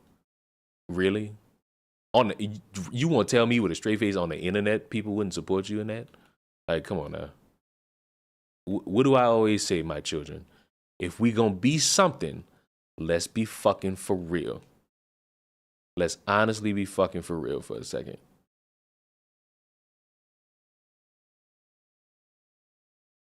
Gotcha, motherfucker. Like, let's truly be for real. We're not gonna sit here and act as if, oh, you can't just fucking turn this shit off and fucking cock your shit back and then just vibe. We're not gonna sit here and act like, oh my God, I have nowhere to go and I'm always gonna be harassed online. Turn the fucking computer off. No, but they're doxing me. Stop streaming where you are. Like, these are legit. So far, I'm not seeing anything from Muta that will make me say, oh my God, he's lying on a transgender woman. I'm seeing, wow, he's using his fucking mind.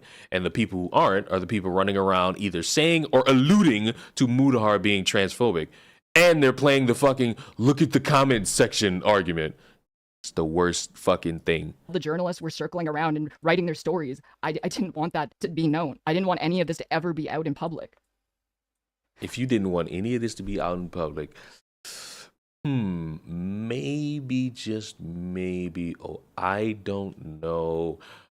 Don't, and I mean don't, make YouTube videos or do streams talking about anything regarding your personal life. I'm just saying, you open a can of worms yourself when you sit here and you say, hey, you know what I'm gonna fucking do? I'm gonna make a fucking YouTube stream or a Twitch stream talking about my personal life and how much it sucks.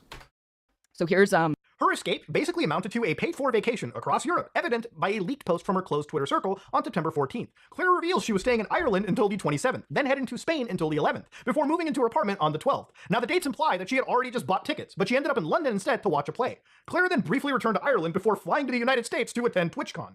Not only did she stream the event IRL, but she even antagonized Destiny's ex-wife for being married to him. Keffals went to go, and she went up to Melina. Oh, look, it's that transphobic guy who attacked the Stardew Valley trans community.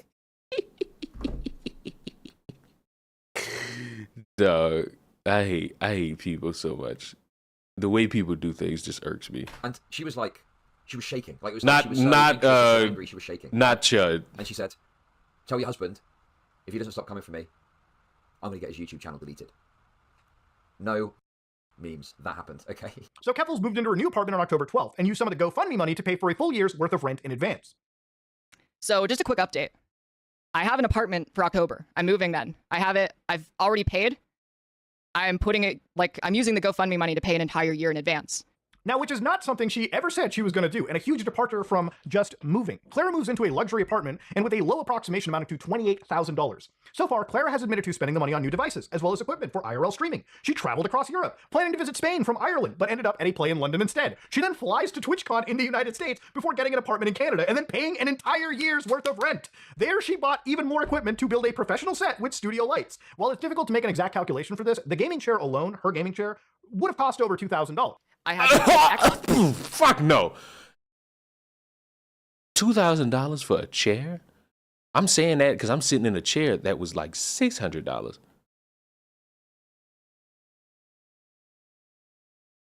What? My nigga. $2,000 for a chair? And again, I'm saying that, and I'm a hypocrite. I have $600 on this chair. But it's like, why? And why? You know, it's all transphobia. extra caution with the set that I made. It's not even a set. It's just like part of my home. But it is basically a set. I have like studio lights. I have the chair that I keep breaking for your entertainment was $30. like whole camera thing. I have, it's very professional. So I had to go through all of this as soon as I got back from TwitchCon to make sure that I could just like return to my life before I was. Why are we still talking about Keffals? Why do we still talk about anything? You tend to realize we're all talking about the same things over and over and over again with a new little bit of flavor each time. Tiffany Henyard, oh my God. She hired a rapist to fucking knock on people's doors. Oh my God, the FBI is raiding her. Oh my God, the FBI found something. Oh my God, Lori Lightfoot found nothing. Keffals, oh my God, she does cocaine. Oh my God, she doesn't do cocaine. Oh my God, she's friends with Tipster. Oh my God, she wants to fuck Tipster. Oh my God, they're sitting in a Catboy Ranch doing DIY hormone surgery shit. Oh my God, they fled the country. Oh my God, they're in America. Oh my God, they're doing this. Oh my God, they're doing that. It's always something new to the flavor. You have to be willing to be entertaining and engaging somewhat in order to stomach constant brain cancer. Swatted. But see, that wasn't the only thing she admits to spending some of this GoFundMe money on. Clara also says she contracted a security company in September to keep herself safe. I consulted with a security company, and they made all of my devices hack-proof, and they gave me tips on not getting doxxed again. They also helped me with a whole bunch of other stuff that I can't talk about because I signed an NDA, like a non-disclosure agreement. I already hired a lawyer, and all of the information between me and my lawyer is privileged and confidential, and I can't talk about it. So the money towards a legal fund is being utilized, but until the point where I can actually talk about what I'm doing, I can't say anything. So I use the money to find a place, to contract a security company to keep myself safe, and to hire a lawyer. This raises an interesting question on what the security company was doing beyond making her devices hack-proof. That same month, she confronted a prolific member of the Kiwi Farms thread. Keffals tried to intimidate the user with their personal information. Leon entertaining us at the cost of his sanity. His thing is, I'm perfectly sane. Like, ignoring the fact that I throw a chair every so often, I'm pretty good. She got a lawyer, fellas, watch out. Like, who is she gonna sue? And for what? Motherfuckers creating a timeline of events based on your words and what you say and do? Claiming to have hired a private investigator. I know the PI will get me more, though. He's still talking to the family and school officials. This didn't work because they doxed the wrong person. The user mocked her and asked if she paid for the PI using her GoFundMe. Clara responded, no, the GoFundMe is currently in savings until I need to use it. In case you doubt the authenticity of these messages, Clara has confirmed that they are real several times. And I don't know about you, but hiring a private investigator so you can confront trolls with bad info doesn't sound like the action of someone in fear of their life. Her messages also contradict a tweet where she says $50,000 was already put into the legal fund. The final thing Clara mentions in that stream clip is using the money to hire a lawyer. What's interesting is that, by her own words, she already had a lawyer and was consulting to more, the day after the GoFundMe had launched. It was one of her earliest responses to criticisms over reportedly raising her goal. Yes, I'm using these funds to move, but more importantly, once I'm safe, the rest of those funds are going to be used for legal expenses. Because I'm not just moving, I'm also taking legal action. I already have one lawyer, and I'm consulting with 2 more. I'm going to get justice. You know how shitty your lawyers have to be if you have to fucking sit here and hire more than one? Your case ain't strong. Your case might not be strong if you got to sit up here and use all this money for more than one lawyer. For something, I ain't gonna say as simple as, but for something regarding the police somehow harassing you with a story you fucked up in your own words. Justice for what happened to me and for every other marginalized person in this country who has been victimized. Legal fees are incredibly expensive. And I feel very fortunate that I was able to raise this much money because I would not be able to take legal action if it wasn't for that. This is strange in retrospect, as only 12 days later, she made it very clear she was holding off pursuing legal action against the London police. After it first happened, I was very mad at the police. And Also, because I read those fucking tweets earlier, motherfuckers, if anything in this video is wrong, why not just fucking prove him wrong instead of just, oh, the transphobia and look at your YouTube comments? Like, you can't bullshit a bullshitter. And that's like the greatest fucking bullshit excuse these morons throw out. That's why nobody ever believes them when they go through shit. That's why nobody ever considers them as victims. Because when motherfuckers are calling you out and saying, yo, this shit looks sketchy, you look like you in the wrong, it would behoove you to address it to the public so that you could have like a good standing, at least in the eyes of public opinion. And you just say everybody's transphobic, or oh my god, look at the comments under your tweet. Oh my god, it's so transphobic. Oh my god, look at this. You're obviously indicative of what random fucking strangers do and say. And if that's the case, Tipster belongs in jail. But you know, rules for thee, not for me. Why not just prove him wrong? I don't want to hear about trans kids. I don't want to hear about the future of trans kids. I don't want to hear the future about trans people, because guess what? It ain't about every trans person. It's about a dumbass and a supporter, and the dumbass's supporters, and how they just blindly believe somebody who, based on what I'm seeing in so far in 36 minutes of an hour and 30-minute video, motherfucker, this shit is a motherfucker not knowing what the fuck she's doing and fucking up to a hilarious degree.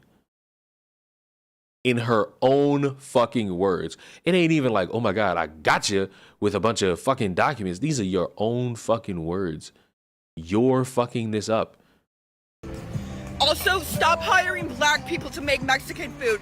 Would you trust a white person to make you Chinese food?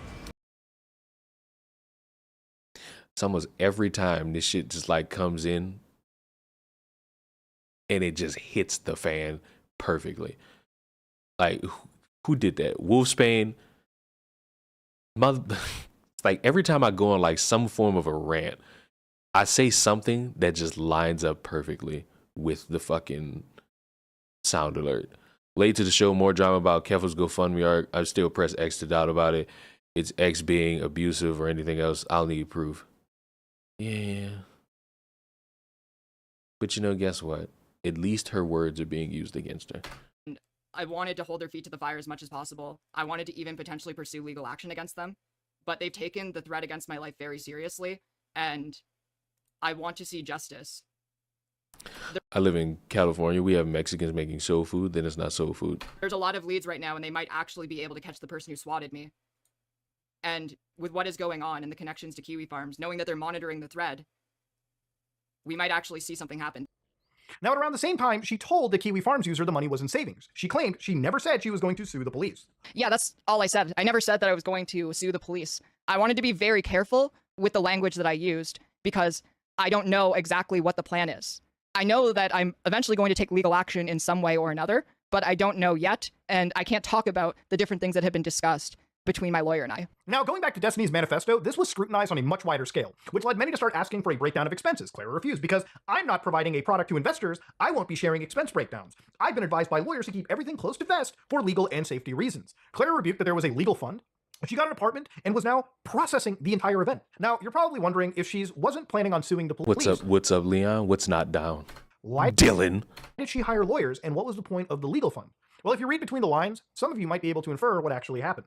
On October 2nd, 2022, Clara posted a client engagement agreement to prove legal action was underway. If you look at the bottom, you can see the document reads, "We have concluded a review of our records, and we confirm that we have not identified a conflicting interest in representing you in this matter. We searched the following names that you provided to us as being relevant. The terms they searched for were Clara Sorrenti, Kiwi Farms, and KiwiFarms.net.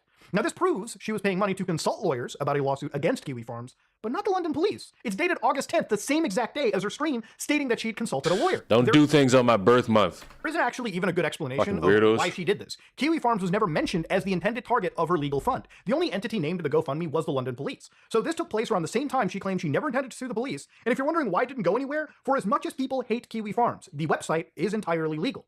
There are countless examples of attempted litigation that demonstrate this and why it never actually came to fruition. One thing I also want to address is some people have said, whoa, did you get some of your evidence on the Kiwi Farms? Even if I did, that doesn't make the evidence inadmissible. A lot of the Kiwi Farms evidence is actually cataloged on archive websites. All right, black tipster here coming in hot to play devil's advocate and defend my good buddy Keffals, who cleans up like a shiny new penny. And I'm here to say that as black tipster, it is not fair to use a site known for doxing to use to decipher information. I would argue that's harmful to the trans community because this website is known for doxing.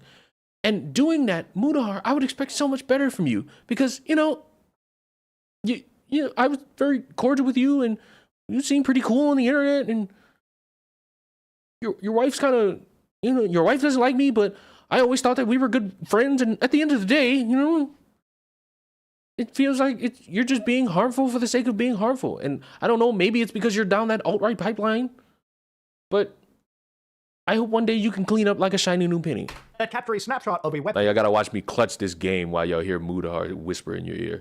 And tweets and whatnot. This is to ensure that nothing that I'm showing you is actually altered and it was as it was originally posted. This makes the evidence admissible. It's kind of like saying, wow, did you find that perfectly good piece of evidence sitting in the middle of a neo-Nazi compound? Yeah, trust me, I get the whole building surrounding it is pretty shitty, but that doesn't mean the evidence is inadmissible. It's still perfectly good evidence. I just wanted to address this point because it's a common deflection and one that I absolutely need to nip in the butt. Suing Kiwi Farms was actually something that I previously considered and was consulting with lawyers about doing that. And I basically came to the conclusion after looking into it that it's not worth it. No actual fucking way. I can do is to benefit from doing a lawsuit against Kiwi Farms.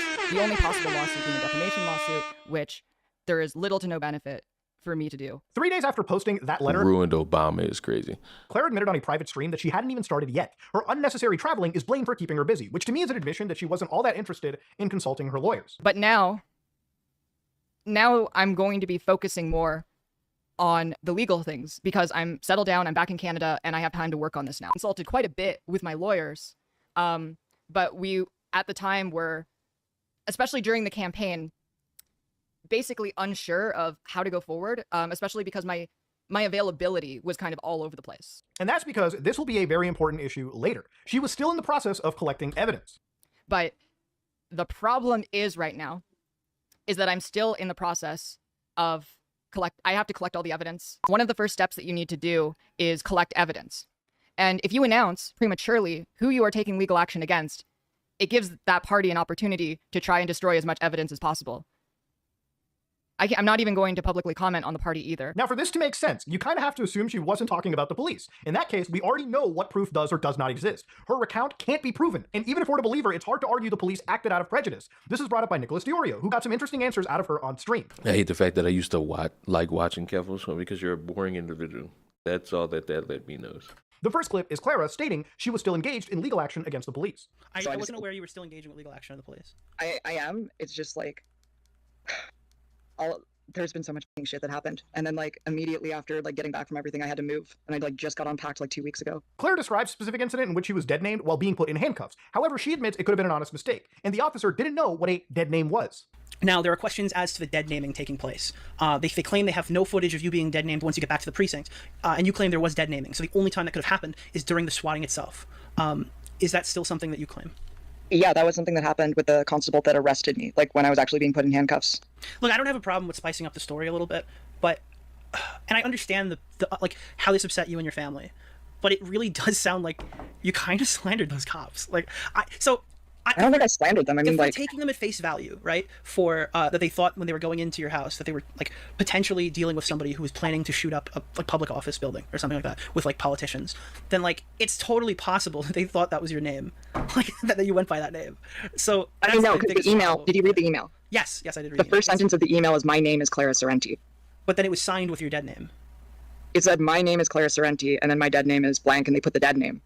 So they made a decision at that point that they thought that my name wasn't actually my name and dead name was a real name. The officer that actually like arrested me said she did not actually know what a dead name was. Now, this is where the story starts to take a very drastic turn. In the same private stream, Clara states that she had 2 years to take legal action due to the statute of limitations. Her plan was to start sometime in December or January of 2023. A timeline of how things are happening. I have a total of 2 years to take legal actions. That's the statute of limitations. I want to start before this year ends, ideally. Like, if I can kick things off in December or in January in the new year, that would be ideal. That's what I want. I talked to my lawyer today, and it's looking like January is the month where I'm going to be filing. Also, stop hiring black people to make Mexican food. Would you trust a white person to make you Chinese food? For anyone who doesn't know, that's going to be the alert for damn near everything. So, just so we're fucking clear. The London Police Service. Once the video is out, everyone will know like all of the details of the case going forward. I've already been told that the case that I'm about to start could take up to 5 years. This never came to fruition, with the activist drifting away from politics and stoking the flames of online drama. She started fighting with people like Keemstar in her own community to the point that Drop Kiwi Farms officially denounced her. Her self-destructive behavior drew a lot of concern, which eventually led people to discover that she'd actually relapsed into addiction. It was leaked publicly on February 19, 2023, and a few days later that Clara admitted herself to inpatient rehab. Now, I'm not here to shame Keffals about her addiction. It's important for people to take recovery very seriously. But the timeline of events also can't be ignored. The relapse occurred after the attempted swatting. Clara says after settling into her new apartment in October, she began drinking excessively. And at the start of 2023, she started doing full-blown cologne. Oh, I forgot to ask, would you all allow white people to make Chinese food? And I'm not talking about no coffee, boy. I got really depressed. Or Mexican food? I lost interest in politics. I lost interest in basically all of the things that helped me build a platform in the first place. And around the end of 2022, I started drinking, which made me spiral. It was around the time that I was in fights with Keemstar. I started drinking, and then as more and more shit started happening, I started doing cocaine at the start of 2023. Near the end of the month, she went on an 8-day coke bender before finding out that some of that coke was, I guess, caught with meth. 8 days into a cocaine bender, I found out that the coke that I was doing was cut with meth. So for 8 days straight, I was doing coke and meth. Listen, if I'm a trans ally or if I'm a transgender individual, there are certain individuals I would want to hope that I end up being around. A cocaine addict who just so happens to be transgender would not be one of them. Because you're doing cocaine mixed with meth. I can't necessarily trust your judgment. Place a few days after she had said the dreaded R word, ooh, which she later blamed on withdrawals, apparently. Her spiral worsened as she started doing coke, meth, benzos, while attempting to buy... I would love to hear Tipster give his opinion on meth, even though I'm certain he's not a meth user. And that's directly because this dipshit wanted to get online and say, well, as a cisgender man, I don't feel like it's wise for me to speak on this topic that involves a bunch of transgenders. It's like, that is the dumbest fucking thing to say as a content creator. Because once you say that, you open yourself up to the basic criticism of motherfuckers saying, hey, you're not black. Why the fuck are you speaking about a topic that revolves around black people? Hey, you're not a woman. What are you doing speaking about a topic that has to do with women? Hey, you're not motherfucking Cherokee. You're not Creole.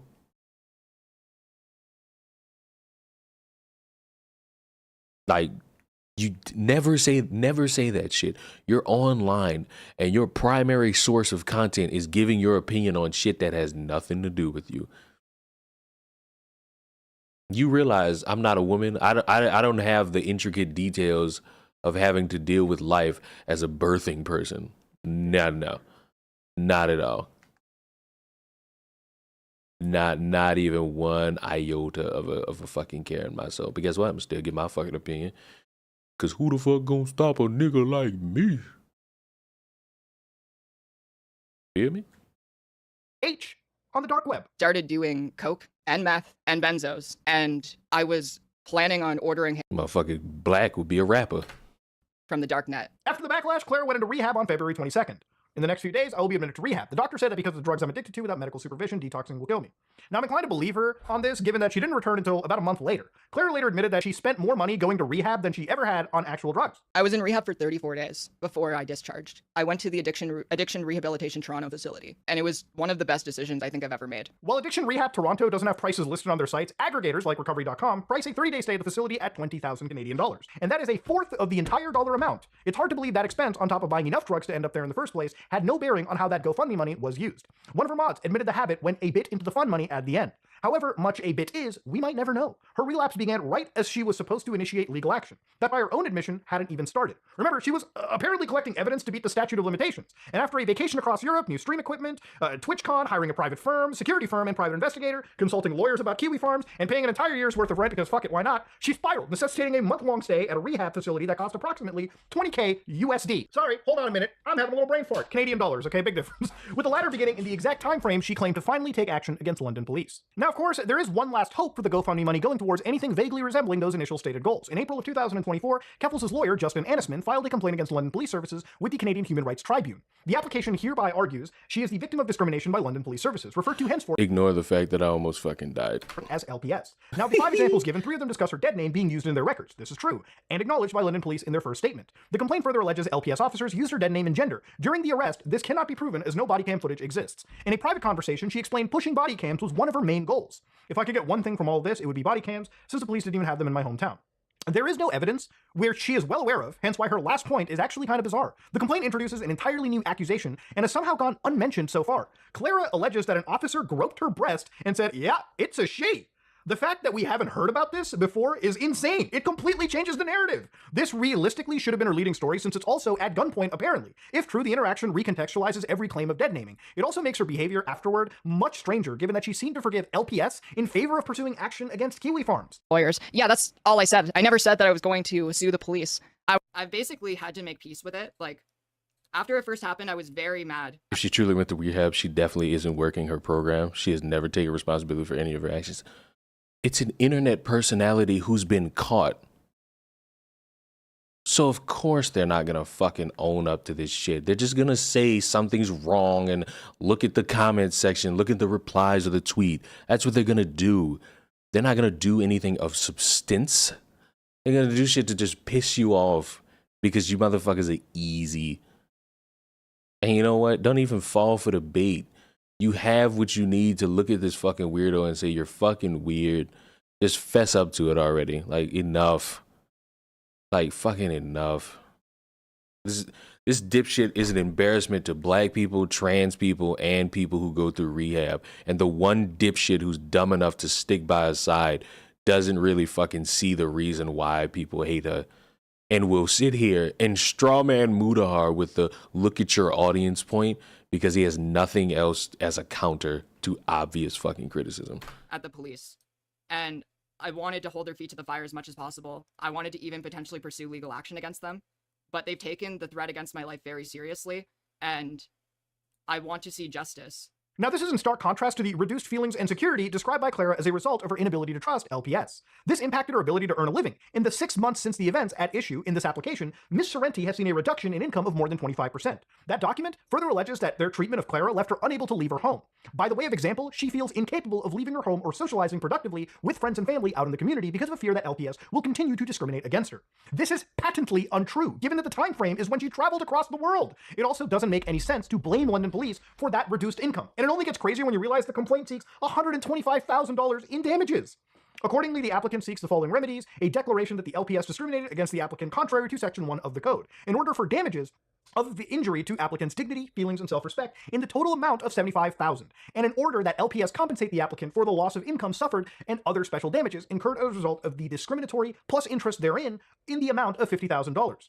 Now, I can't claim to know the intricacies behind the actual lawsuit over here and the Human Rights Tribunal. To be honest, I've tried researching this and I've called around as much as I can, but obviously information on a case, if it's pending and ongoing, isn't going to be shared, nor is a status really something to be handed out about. But at the end of the day, I'm not a lawyer, so me digging into this isn't necessarily going to do much more than you would expect. But that being said, okay, with all of this brought up, this is, I guess, the only last Hail Mary that we have. And if you ask Keffals, the reason they decided to go with the Human Rights Tribunal rather than a lawsuit is because the Human Rights Tribunal has unique powers that a civil suit does not. In Canada, if they were simply to do a lawsuit, all they would get is money. They are apparently pushing for police body cams, which is the complete goal right there. And papers have been processed and they're awaiting dates to appear in the tribunal. And I'm told this could take a minimum of 2 years at best, and 6 years at worst, depending on if this gets escalated to a higher judicial body. So again, I'm not an expert at the HRTO, and this section might be pending, and because Keffals is, I guess, quiet these days, I'm blocked, so I wouldn't really know. There might be updates to this, there might not be, okay? But to end this section off, to recap, Keffals deliberately tried to raise as much money as possible. None of her reasons make any sense. She didn't need to move, and used the money for a vacation in Europe, it seems. She didn't just use the fund for moving expenses, but a full year's worth of rent, something she never said she was gonna do. And as far as we can tell, she had no tangible losses. All of her possessions were returned within days, and the legal fund was for a nebulous lawsuit that has changed targets twice. The closest we saw to any actual legal action was that HRTO complaint, which doesn't even require a lawyer and is completely free. It's unlikely to go anywhere since she apparently has no evidence, no credibility, and seemingly no actual legal standing. Okay, so now that we've covered the swatting and her GoFundMe, let's talk about her campaign to drop Kiwi Farms. An important thing to recognize is that this is a public discussion forum. You can see what people are saying, and that also means it's difficult to prove something was their fault if they didn't brag about it on the site. To be clear, they're not innocent whatsoever. They're not entirely innocent. They collect and organize personal information, and I would never argue that they don't harass people. We can prove Kiwi Farms users doxed her old house and one of the hotel rooms. However, they weren't the main culprit. There is a completely different site that actually took credit for the harassment that veered into actual criminality. For the sake of not promoting it, we're going to be referring to this website as Website Zero, like others have before who've covered this topic. If you've read the thread closely, you'll discover Kiwi Farms users don't find out about the swatting until after her GoFundMe. On August 21st, Claire's Uber Eats account was hacked and she blamed Kiwi Farms. The next day, a post was made on Website Zero taking credit. She showed a receipt for the order as part of the docs. Yo. I don't condone doxing. I don't know. Why would anybody feel the need to dox a random motherfucker on the internet? Is Keffals that much of a threat to humanity? If Keffals was like on the run and was like a serial murderer, I could be like, you know what? Sure, go ahead. At worst, Keffals is a moron who just lied to a bunch of people so that they could get their money. Which, you know, common ground. And, you know, if a motherfucker like that deserves that, then I gotta fucking say a lot of motherfuckers deserve something like that. But I'm not about to, this aim is dog shit, I won't lie to you. I'm doing a great job. See, I can't aim with a fucking assault rifle, but I could aim with a fucking shotgun. I'm so good at this game, I swear.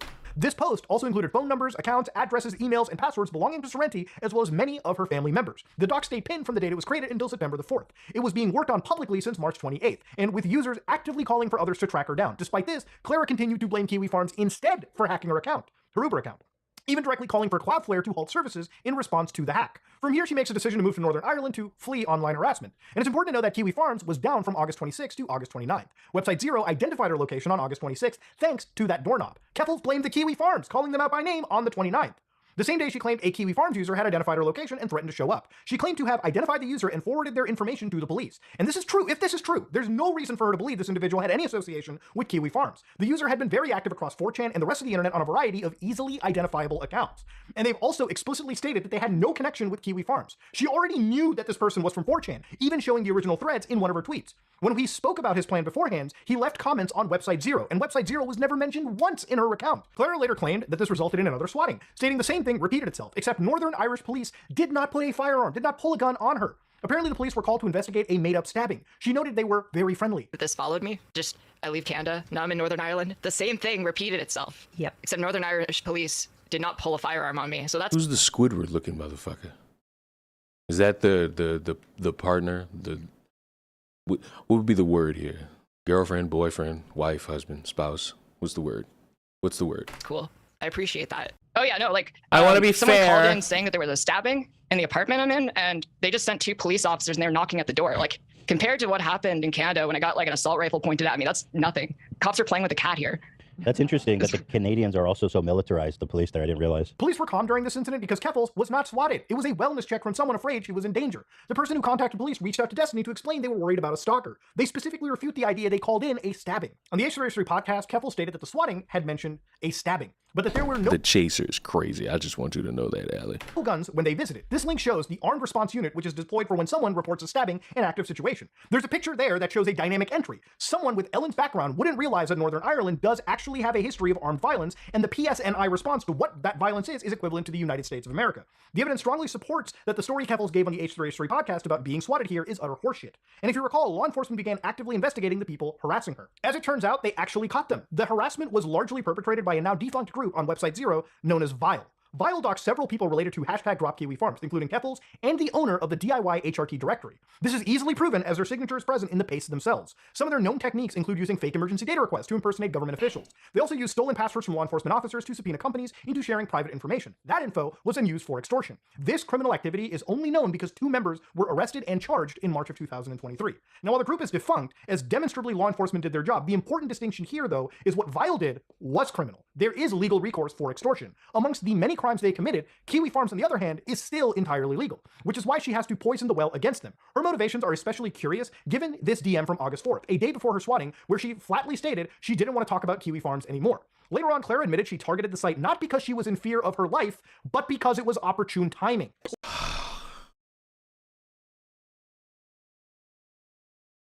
So I'm trying. Bipster here. I don't really see a need to, look into this. And you got all this information from Kiwi Farms. I feel as though if you were to ask Keffals, she would give you the information necessary, even though it's stated that this motherfucker will sit here and be like, oh, I'm blocked on everything. She'll sit here and view me as transphobic. She'll lie and say I didn't use correct pronouns when I did. Oh my God. Well, that's just something you're going to have to ask her about. We can agree to disagree. Because I've been able to speak to Keffals because she needed a lap dog and you like being on your knees. Well, we're just going to have to agree to disagree. This is not a chair throw moment. Sorry. Not only is this not first of all, you don't decide the chair throw moments. Stay in your lane. The chair throwee, the chair thrower decides when it's time to throw a chair, and this ain't it. Never think you know when the perfect time is to throw a chair. You will never know. You won't know until the chair is in the fucking air. You feel me? All of us are here talking about like website X. We're all talking about how bad it is, how it's like a secret, how we don't speak the name of it, but everyone knows it and everyone's worried about it. And it's like, it sounds like the perfect website for a campaign for them to get dropped by their fucking service provider. Like, this is what I'm saying. I don't think the momentum is there for that though. Like with the Drop Kiwi Farms campaign, it was just really opportune timing. I had all this media attention on me, and journalists were like following every fucking thing I said and did. Mm-hmm. And I didn't even know about the second website until they went after me. Yeah, when you describe it as like a worse version of the same website, but whoa, please don't talk about it. That's crazy. Well, it's very revealing that when a site exists embodying the very thing she accuses Kiwi Farms of doing, her reaction is completely different. While it's reasonable to not want others to find it, that doesn't justify blaming Kiwi Farms for the actions of another separate community. You're using the wrong word, Sherry. The entire drama is just scummy. It's not petty. What's petty? What's petty? It's more scummy to lie to an audience of people that believe in you, that are fans of you, that support you about what's going on in your life, and you're constantly fucking it up yourself and then wondering why I'm getting criticized by a bunch of people who see this and saying, nah, I don't really believe you.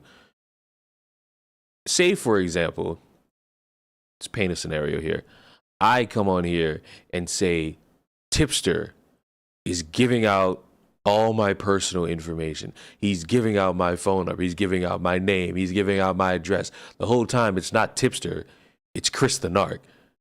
But because Tipster, in terms of the number in front of your face when you finally discover his channel after spending 20 minutes trying to look for it, Tipster has more subscribers, even though he doesn't have more viewers, than Chris the Narc. So it behooves me to go after larger content creator and not small content creator. Like, that's scummy. I'm not doing anything except trying to boost my own numbers because I'm bored. That's scummy.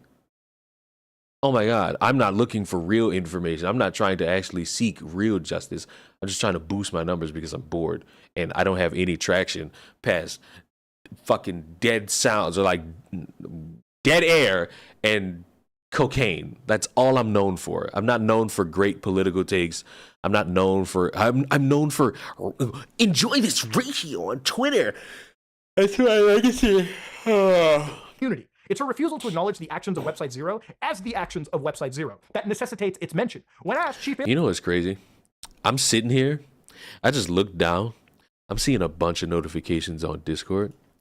I guarantee I have 23 plus notifications in a group chat that I'm in. And you know what? I'm going to read them all off. It's Chris sending a tweet about Keffals. Sly responded with, "Goddamn that nigga, 7 hours. Dude, I only wanted to do an hour." Well, so this is just boring. This is just boring. It's just boring. I literally cannot wait. Well, there's more motherfuckers doing it, so that's great. I'm a leak DMs type of guy, but only when it's funny or criminal. It's got to be in one of those two categories. If it's not, I don't bother. Fails to address this in a satisfying way. Question, Keffals, to you. So basically, if there's another website that's doing things as malicious or more malicious than the Kiwi Farms post, I'm wondering, like, why not draw attention to that website in particular if they seem to be more inherently dangerous?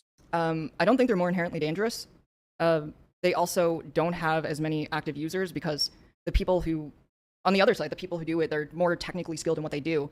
But also because they had more extensive documentation of my family, and I didn't want to put that out there. I think that's reasonable, right? Like, I don't want my family to get hurt.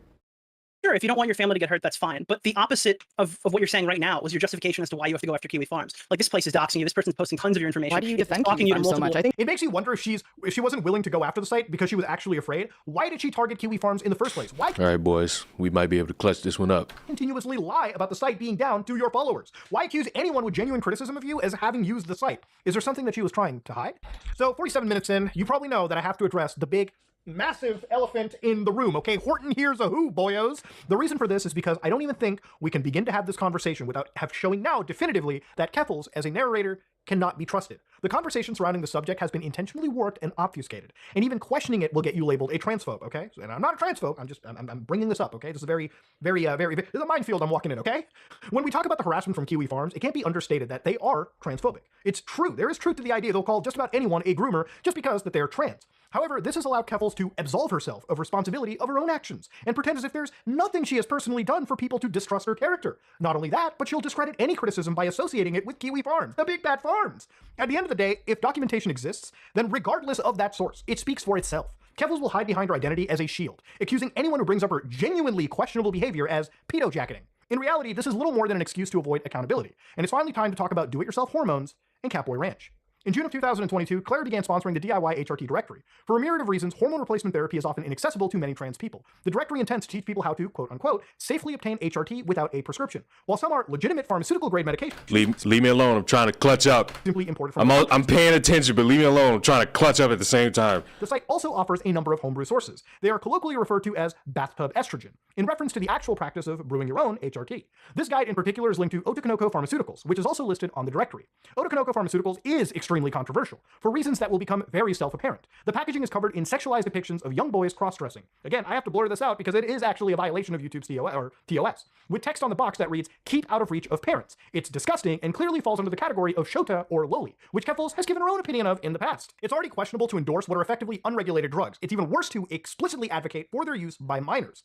Keffals bragged about donating thousands of dollars a year to the site to help people get access to HRT before the age of 18. She said, "I do not give a single shit what you think. I am doing nothing wrong, nor will I ever back down." The directory was even added as a link to her website with an accompanying chat command. By then, she was marketing her community as a safe space for teenagers. As a former trans kid who is now a trans adult, I want to say, I hate this shit. Fucking Keffals, your fucking transphobia, your weird fucking fixations with doing drugs. Go fuck yourself. to all the young trans people who follow me, I love you. I care about you, and I will fight for you. We will win. There is hope for people like us in this world. They cannot and will not keep us down. I have no opposition to providing safe access to HRT for trans people who need them, right? That's just a thing. If doctors can come in and there's a way to safely do it 100%, get the proper people involved, not me, not Keffals the activist, both of us are clearly not doctors, sure. But it is dangerous to condone questionable individuals with shady histories like Keffals. Not Clutch is crazy. Leave me alone. And deceitful messaging to illicitly offer these treatments online, especially to minors. The directory was created by an individual known as Bob Posting, or Chloe. Chloe and Clara have a long history of friendship together. Chloe thanked Keffals for her sponsorship and even got brought on stream to promote the site. She would reply to Clara on Twitter, 1,000 minors on HRT. Her association sparked backlash after people began to notice her bizarre fixation on secretly sending HRT to minors. I've unironically helped It's kind of convenient that we're on this fucking DEI hormone topic, because if I could just go all the way over here and then pull this up for you wonderful people to see. the Nile Cope is the whole DIY HRT thing is highly misleading, not as misleading as Destiny's version, which was just fabricated, but still, here's some of the facts from someone who went over, read the site before any of this went down. It was still a website that contains information about what type of medication, dosage level, testing, etc. you should have if you undergo hormone replacement. That is the DIY part. HRT is a treatment regimen, not a drug and not something you buy or inject. The DIY part is information provided, but it had, besides the mentioned info, also links to some vendors and clinics that could provide you with the necessary drugs. One of them, the one mentioned in the video, but also links to clinics and the like where you can get the necessary prescription perfectly legal. And no, it did not have or never provided receipts of making hormones from scratch in your home like Destiny claimed. That was literally not possible. Okay. So we're learning, class. It's good to learn. A half a dozen minors acquire bathtub estrogen. No one tell them I've held more than one minor order. I don't groom children. I just show dozens of kids every week how to buy bathtub estrogen with cryptocurrency and how to hide it from their parents. What are you talking about? The directory does, in fact. I didn't see anything about hiding from the parents there. Take cryptocurrency, and at one point even instructed minors on how to buy.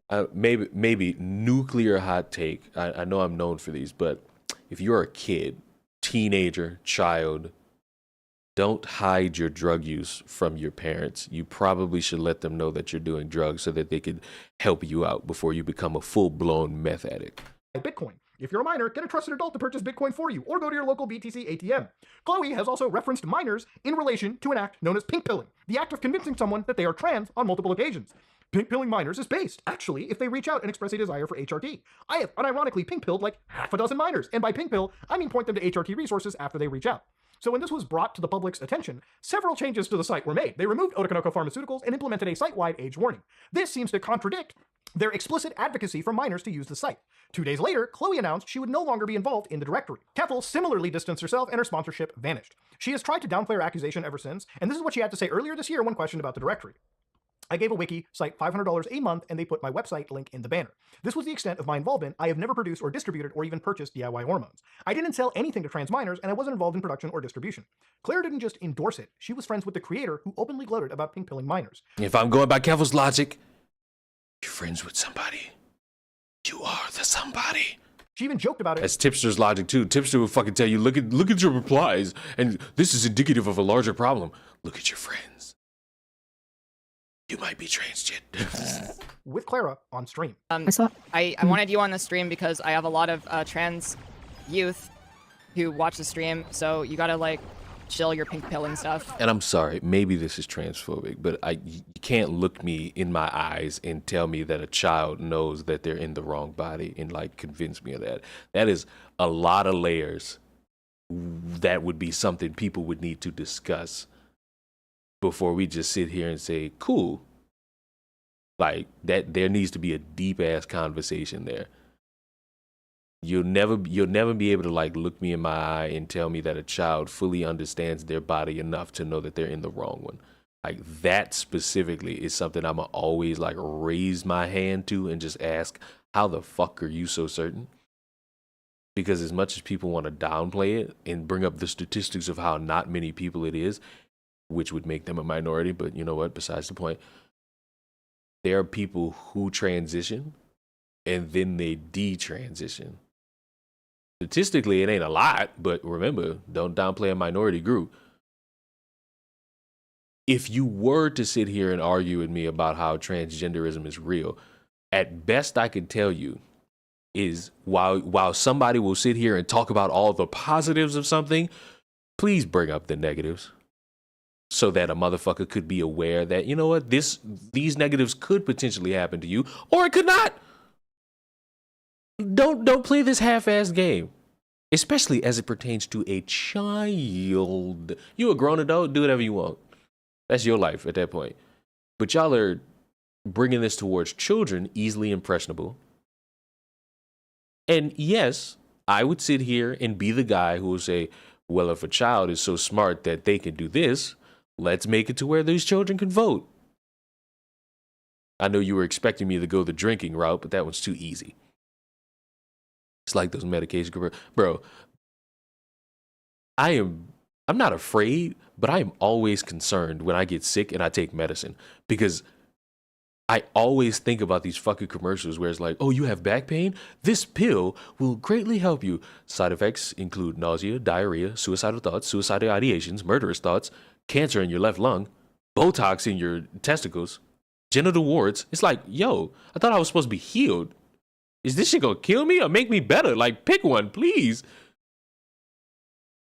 And it's like, there's no reason for me to ever try to get healthy if this is what we got going on in this world. You know what I'm saying? This motherfucker's about to use them wings to fuck me, and it's like not happening. No, the internal bleeding thing always get me because it's like I'm taking medicine to deal with my fucking diarrhea and my strep throat. You telling me I'm about to start bleeding? I think the fuck not. I'm better off not doing anything at this point. Hold on, buddy right there trying to get his giddy.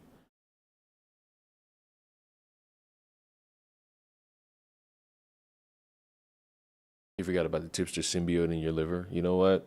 That's because I'm not a medical professional and I don't have, you know how I turn to women with some of these topics and I just be like, woman, help me out here. You are what the red pill community would call a modern woman. What do you think about this topic regarding modern women and how smart or dumb they truly are? Y'all saw how I just like bodied that motherfucker to the face, like a cooler two tap to the mouth.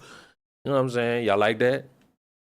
I know y'all like that. Y'all ain't gonna admit it because y'all like to see me lose, you know what I'm saying? But you know, yeah, y'all can admit when I do good on occasion, man. Damn, stop all that hating. Y'all can admit like, damn, what a way to clutch up, Leon. No wonder you're the blackest YouTuber, you know what I'm saying? You're so good with a gun.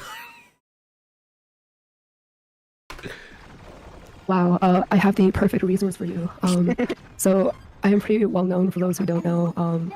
People know me for like being knowledgeable about DIY HRT and how to access DIY HRT.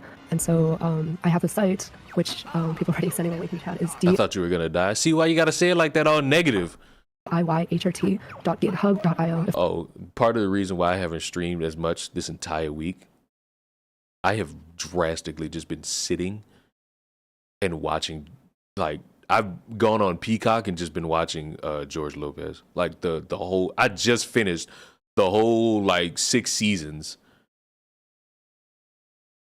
like this morning. And I'm sitting here like, wait, where's season 7?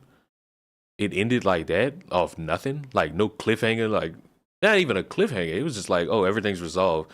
See y'all never. Not gonna lie, listen to your only to pop up when you hint that you're gonna clutch up, which is followed by disappointing failure. Oh, fuck yourself. I'm mostly here for the voice. Whose voice? If you here for Keffals' voice, are you okay? Not really the strongest voice I would consider listening to on any occasion, you know what I'm saying? Like this is your voice ain't no ASMR. More like motherfucker, like yours? Why? Are you acting? You tell me you like my New Orleans accent? Bro, I'm mad because like every time I think about my voice now, I gotta think about FD Signifier basically saying thinking that I was faking my accent. It's like for like an hour, nigga? For like an hour? You wanted me to fake my fucking accent? It's impossible. I can't do it. Especially, when I'm just cooling. If the mods want to like plug that would be amazing. So while Chloe has since disappeared from the internet, there was actually a new development. It was discovered that shortly after retiring, she was convicted for robbing a bank in 2020. On February 14, 2020. Okay. The cliffhangers piss me off so much. But the thing about the cliffhangers for like the seasons before season 6 was that there was intrigue. Bro, the show just ended with these motherfuckers like, oh, we might be moving to Mexico. Now we not. Goodbye, everybody. It's like, damn. At least give me a season 7. Carmen didn't even come back for a guest appearance. I'm like, yo, I don't like this at all. This isn't W storytelling. I have been going around saying da loco a lot in like this past week, and I think people are concerned. But they don't have a right to be concerned because I'm just vibing and cooling and chilling. Remind me of Kyle Barker from Living Single. The problem is I don't know what you're talking about. Who's Kyle Barker and what the hell is Living Single? We're not talking about George Lopez. I am. I'm the streamer and I'm talking about something. So close your mouths and listen. Hey, you know what? Since you're not listening, you know what? I don't feel like it. I'm like, I woke up from a nap, so I don't have all the energy to just like fuck around and just like be too animated, but I can still be animated. On about 7:18 a.m., an individual wearing a counter at the Scotiabank branch located at and handed a note to a teller. It read, "This is new sitcom for you." Well, I have a great idea. How about I don't take that recommendation and instead tonight rewatch that 70s show? I think that's a great idea. It's a robbery. You are not in danger. Call the police 30 seconds after I leave the door. Give me all your money. No bug money. The robber handed the teller a box. The teller placed cash in the box, and the robber then left the bank with the box of cash. The teller locked the door and told her manager what happened. The police were called. This individual hanging out. I'm not doing that. Was identified by police as Chloe. The teller placed a GPS tracker device hidden between four for $20 bills. And when she discovered this, she tried to hide it beneath some snow. It was quickly found, reported to police, and they retrieved $5,190 in cash. And Chloe was convicted in 2023. Though currently her sentence is unclear, the Criminal Notebook, a free resource on Canadian criminal law, says the average sentence in Alberta for this exact type of crime is 4 years and possibly a fine. And while it's unclear who owns the directory now, it's still around to this day. In fact, they recently added back. No, Keffals didn't rob a bank. One of Keffals' former friends robbed a bank. Let's not play that game. I know on occasion we tend to not listen as strongly as we would want to, but come on now. Otokonoko Pharmaceuticals. In fact, they even added back that filthy Otokonoko Pharmaceuticals, clearly waiting for that public backlash to die down. Needless to say, everyone involved in this entire situation has exhibited suspicious behavior at best. So, one surprising development that actually kicked in while I'm sitting in my hotel room right now is apparently one of the actual pharmaceutical groups that was listed on the DIY HRT directory, vanapharma.com, which, by the way, ships domestically only within the United Kingdom, accepts cryptocurrency only, blah, blah, blah, blah, blah, has actually been hit with a pretty bad letter in this regard. So, for this is from the Medicines and Healthcare Products Regulatory Agency in the United Kingdom.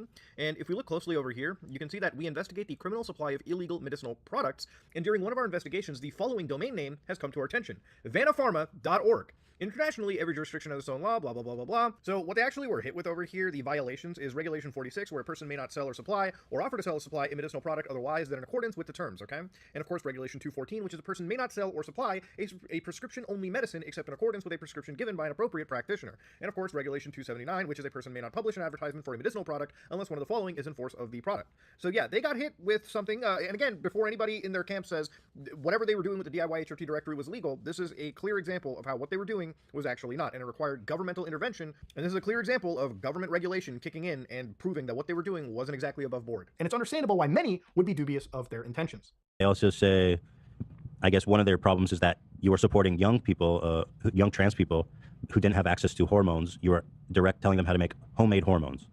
Oh my God. No, I don't know how to make homemade hormones. I noticed the new thing is they're saying that I'm teaching people how to make hormones in their bathtub, which just sounds insane. Keffals calls anyone who questions her behavior, past or present, transphobic, accusing her critics of pedo-jacketing and groomer libel. When Ethan Klein called her out for defending Bosch's horse folder, she poisoned the well. You had me on your show and called me a hero for fighting against a far-right stalking forum that made multiple people themselves. Now you are using out-of-context clips sourced from the same website to attack people. What's truly Do I need to say this again in regards to this shit? They went over all of the shit with full context. They did not take anything out of context. They went above and beyond to gather all forms of context and still came to the conclusion of, you motherfuckers are weird. Like, there's no hope for you. You're weird. You're objectively freaky. You're freaky looking. And you're just overall weird. Disgusting about this is something like pedo-jacketing actually can be a real problem. It would be dishonest to act like baseless accusations of pedophilia against the LGBT community don't actually exist. But once again, Clara uses all of this to avoid accountability for her own actions. Clara, Keffals, your identity is not a shield from criticism, okay? Every time you do this, you actually throw the entire community you're supposed to be advocating for under the fucking bus. Thank you! And that takes us to the tale of Catboy Ranch. For the longest time, Keffals... I'm a trans ally. I've been saying this shit for a long time. That 90s show hits different. I don't know if you're speaking about the reboot that came out like last year, or like that really shitty reboot that came out after that 70s show, because I know they came out with a reboot recently and I watched it. It was pretty fucking good. It kind of hit that nail for me. Like, this is a good reboot. Like, this is a faithful adaptation, or like a faithful sequel to an iconic fucking sitcom series. I felt like that was the right thing. Keffals used to block anyone who referenced Catboy Ranch. It was actually mentioned in the letter that caused her initial swatting, but journalists declined to include it. Clara later used this to justify why no one should look into it. When I was swatted, the swatters mentioned Catboy Ranch and giving children Catboy collars in an email where they impersonated me and said that they were going to shoot up City Hall. It was all Kiwi Farms misinformation. Now H3H3 fans are regurgitating it. The problem with this argument is that ultimately the documentation speaks for itself. Nothing on Kiwi Farms should actually be taken at face value, which is why they find it so important to archive everything. That ensures that the original source exists and allows you to verify the information for yourself. With how much misinformation and perhaps disinformation has been spreading about what Catboy Ranch really is, it's about time we look at the facts and try to understand what it Wait, really is good? I've been avoiding watching it because I assumed it was just a cash grab. I mean, you could still look at it as a cash grab. It's a fucking reboot of a series that ended years ago. You can accurately say it's a cash grab. A cash grab could still be good. Look at that last Marvel Spider-Man movie that came out. That is the definition of a cash grab. And guess what? It was good. I don't give a fuck what any of these true fans say. Fuck them. This shit is completely subjective. You can say it's bad. I can say it's the greatest fucking piece of cinema to come out in recent years because of it being fan service. Like, completely. And guess what? It worked. Clarification, a lazy cash grab? You could say that too. And it'll still be good. Like, I liked it. You can fucking watch like the first episode and be like, this shroud sucks. And that'll be your opinion. That won't stop me from enjoying it. Because I really went into it like, oh my God, they did the thing that everybody thought would occur but didn't want to occur. Like, especially after that 80s show, they did it. And it's like, God damn it, let me fucking watch it. And I watched it, and it was good. I like the dynamic between Eric and his daughter, and they're good. I like the struggles of Eric slowly turning into Red, but also showing a little bit more compassion outwardly instead of bottling it all up. It actually was. When I first mentioned the subject on Twitter, she posted a link to the supposed Discord in question. By the way, the server is still up. That is not the original Catboy Ranch server. In fact, it was created in response long after, in June of 2023. The story of the actual Catboy Ranch server starts with a Twitter account she owned by the same name. It was created in 2020. The plan? To create a Twitter meme page directed at femboys so I can herd them all into my ranch. It was somewhat gimmicky with close ties to Vosh's community. Most of the posts were submissions made by either Clara, her friends, or people in her DMs. And the page was overtly sexual, and she did public calls for submissions and invitations. Like this tweet if you want to be added to the Catboy Ranch group chat. It was by any metric an adult space, with pornographic art posted on the account and used as the Discord banner. There are endless, and I mean endless, tweets that are very explicit in nature. For example, my biggest regret about getting bottom surgery is that I never had the chance to nut in a Catboy. I'm coming out as someone who likes to get their prostate slammed and or slamming someone else's prostate. I really wish I was for Catboy until he starts crying. All right, boys. It's another one of the ones where I gotta clutch it up. Is it dub time? Or is it another choke job? Which sounds wildly sexual. Not gonna lie to you. How we feeling, boys? We clutching this up or we fucking this up? How we feeling, boys? Is it a clutch job or a choke job? Let me know. How we feeling? He's right there in front of my face. He's got the sniper. Oh no. Why are none of these shots hitting? I hit him for 20. I hit him for 20. I hit him for 20 again. He's lagging. I see him lagging. Why am I getting none of these hits? This gun is terrible. Right about now. The account reached 8,000 followers by early 2021. It was around this time her page got marked as being adults only. A recurring theme throughout her post was the idea of goddamn it. The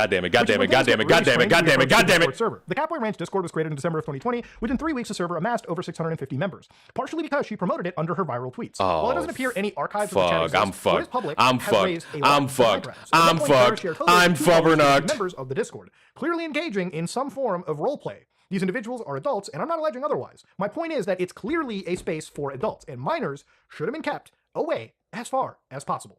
Keffals has reiterated that the server has explicitly 18 plus and required photo ID to join. However, she also stated that photo ID was only required for the not safe for work sections. These are two very contradicting statements. And ignoring the fact that she shouldn't have been interacting with minors on Twitter either, Win, also known as @FemGirlVR, was followed by Clara on both of her accounts. On September 28, 2021, Clara replied to Win calling her very cute. A month later, Win tweeted at Clara complaining she couldn't post nudes because she was 15. Then in November, Catboy Ranch replied to Win, acknowledging her age. You are 15, your skull hasn't even fully developed. Win later proclaimed herself a proud member of the cult of Keffals. I just can't get over how much hope you give me. I should be able to start HRT before I'm 16 or once I'm 16. So just knowing that there's the potential I could pass like you does give me hope. Oh my fucking god! Or Femboy Mats is another minor Clara interacted with on Twitter. Maya claimed to have been a member of the Catboy Ranch Discord whilst underage. Maya said, "Hey, I'm the person involved. There was no grooming." Someone replied, I'm sick to my "Who said there goddamn was? stomach. I'm You were not still a clutching minor up. at I'm Catboy not Ranch clutching up. without It's over. verification." Maya then confirms that only the NSFW sections did. Maya was 16 years old when she began interacting with Keffals. 5 days after she turned 17, Clara replied to her selfie with a meme. "Damn ya ass fat, what's your pronouns?" Clara later tweeted a meme at Maya about taking estrogen and getting erections. In one thread, Catboy Ranch interacts with both Maya and Princess Emily. It's the fact that I'm struggling. I didn't pay attention to the fact that Keffals is a fucking creep asking for this shit. And the fucking excuse a motherfucker like Tipster would throw out is, oh my god, it's time to get to the Avatar State, boys. Oh my god, you guys are taking it all so seriously. All you gotta do is just jokes. It's just jokes. I'm Tipster. Look at my soundboard. Oh my god, like stream guys, it's just jokes. It's just jokes. Oh my god. Oh my god. Oh my god. Who was 15 years old. Now, these are highly inappropriate interactions for someone to engage in on their adults-only account at the age of 27. And this is only what we're able to see publicly. It's also worth noting Maya has since argued in favor of underage people lying about their age to people online. Maya turned 18th in January of 2022 and made an NSFW account to post nudes 3 months later. Now, this is where the story gets even darker, because we have to look at Maya's interaction with another user named Danny. Username is Synth is here. Danny publicly bragged about getting Maya on DIY HRT when she was a minor. About to start bragging that I got Maya on HRT when she was a minor, Maya began ordering from Otokonoko Pharmaceuticals a month after turning 17.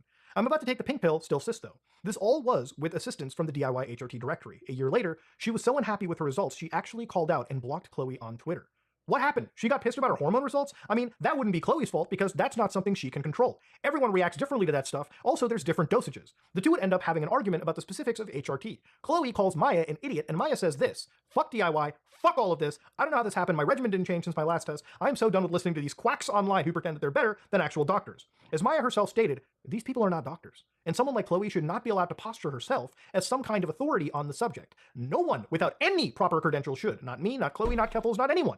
Maybe it would be less of an issue if everyone involved in the situation was a legal adult. But as we've demonstrated in the last 5 minutes, they are not. Clara explicitly advocated for the DIY HRT's directory's use by minors, while clearly aware of her friend's activities, behaviors, and history. That only compounded by her constant lies surrounding Catboy Ranch, when even what we can prove already paints an incredibly unsavory picture. There is simply no good justification for why Keffals, while being overtly sexual, was interacting with and befriending underaged fans.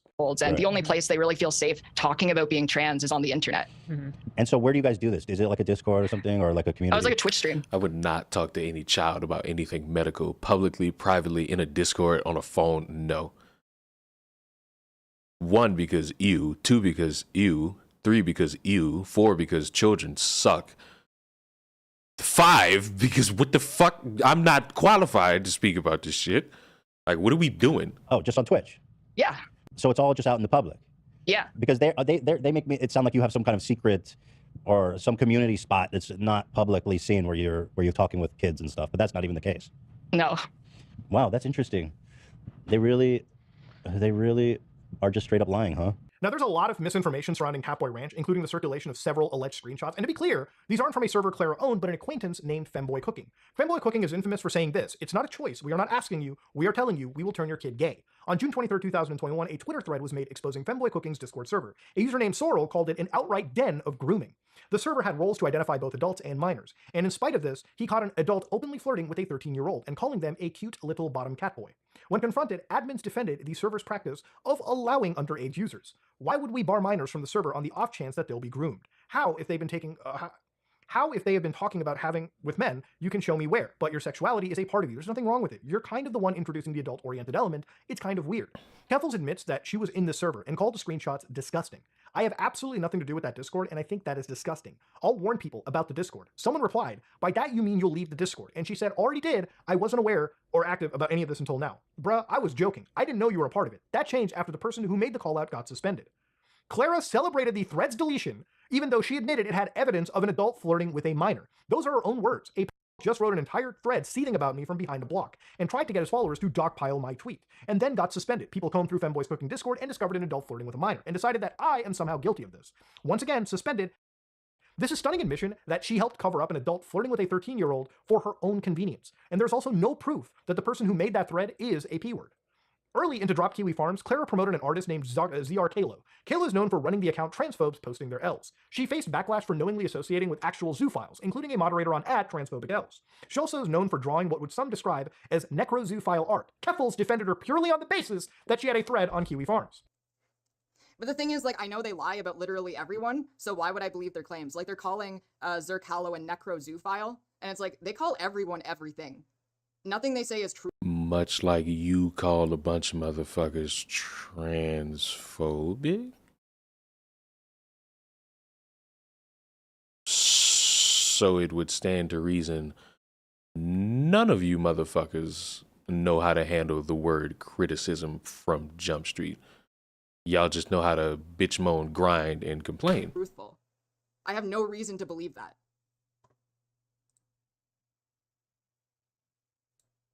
Dead air!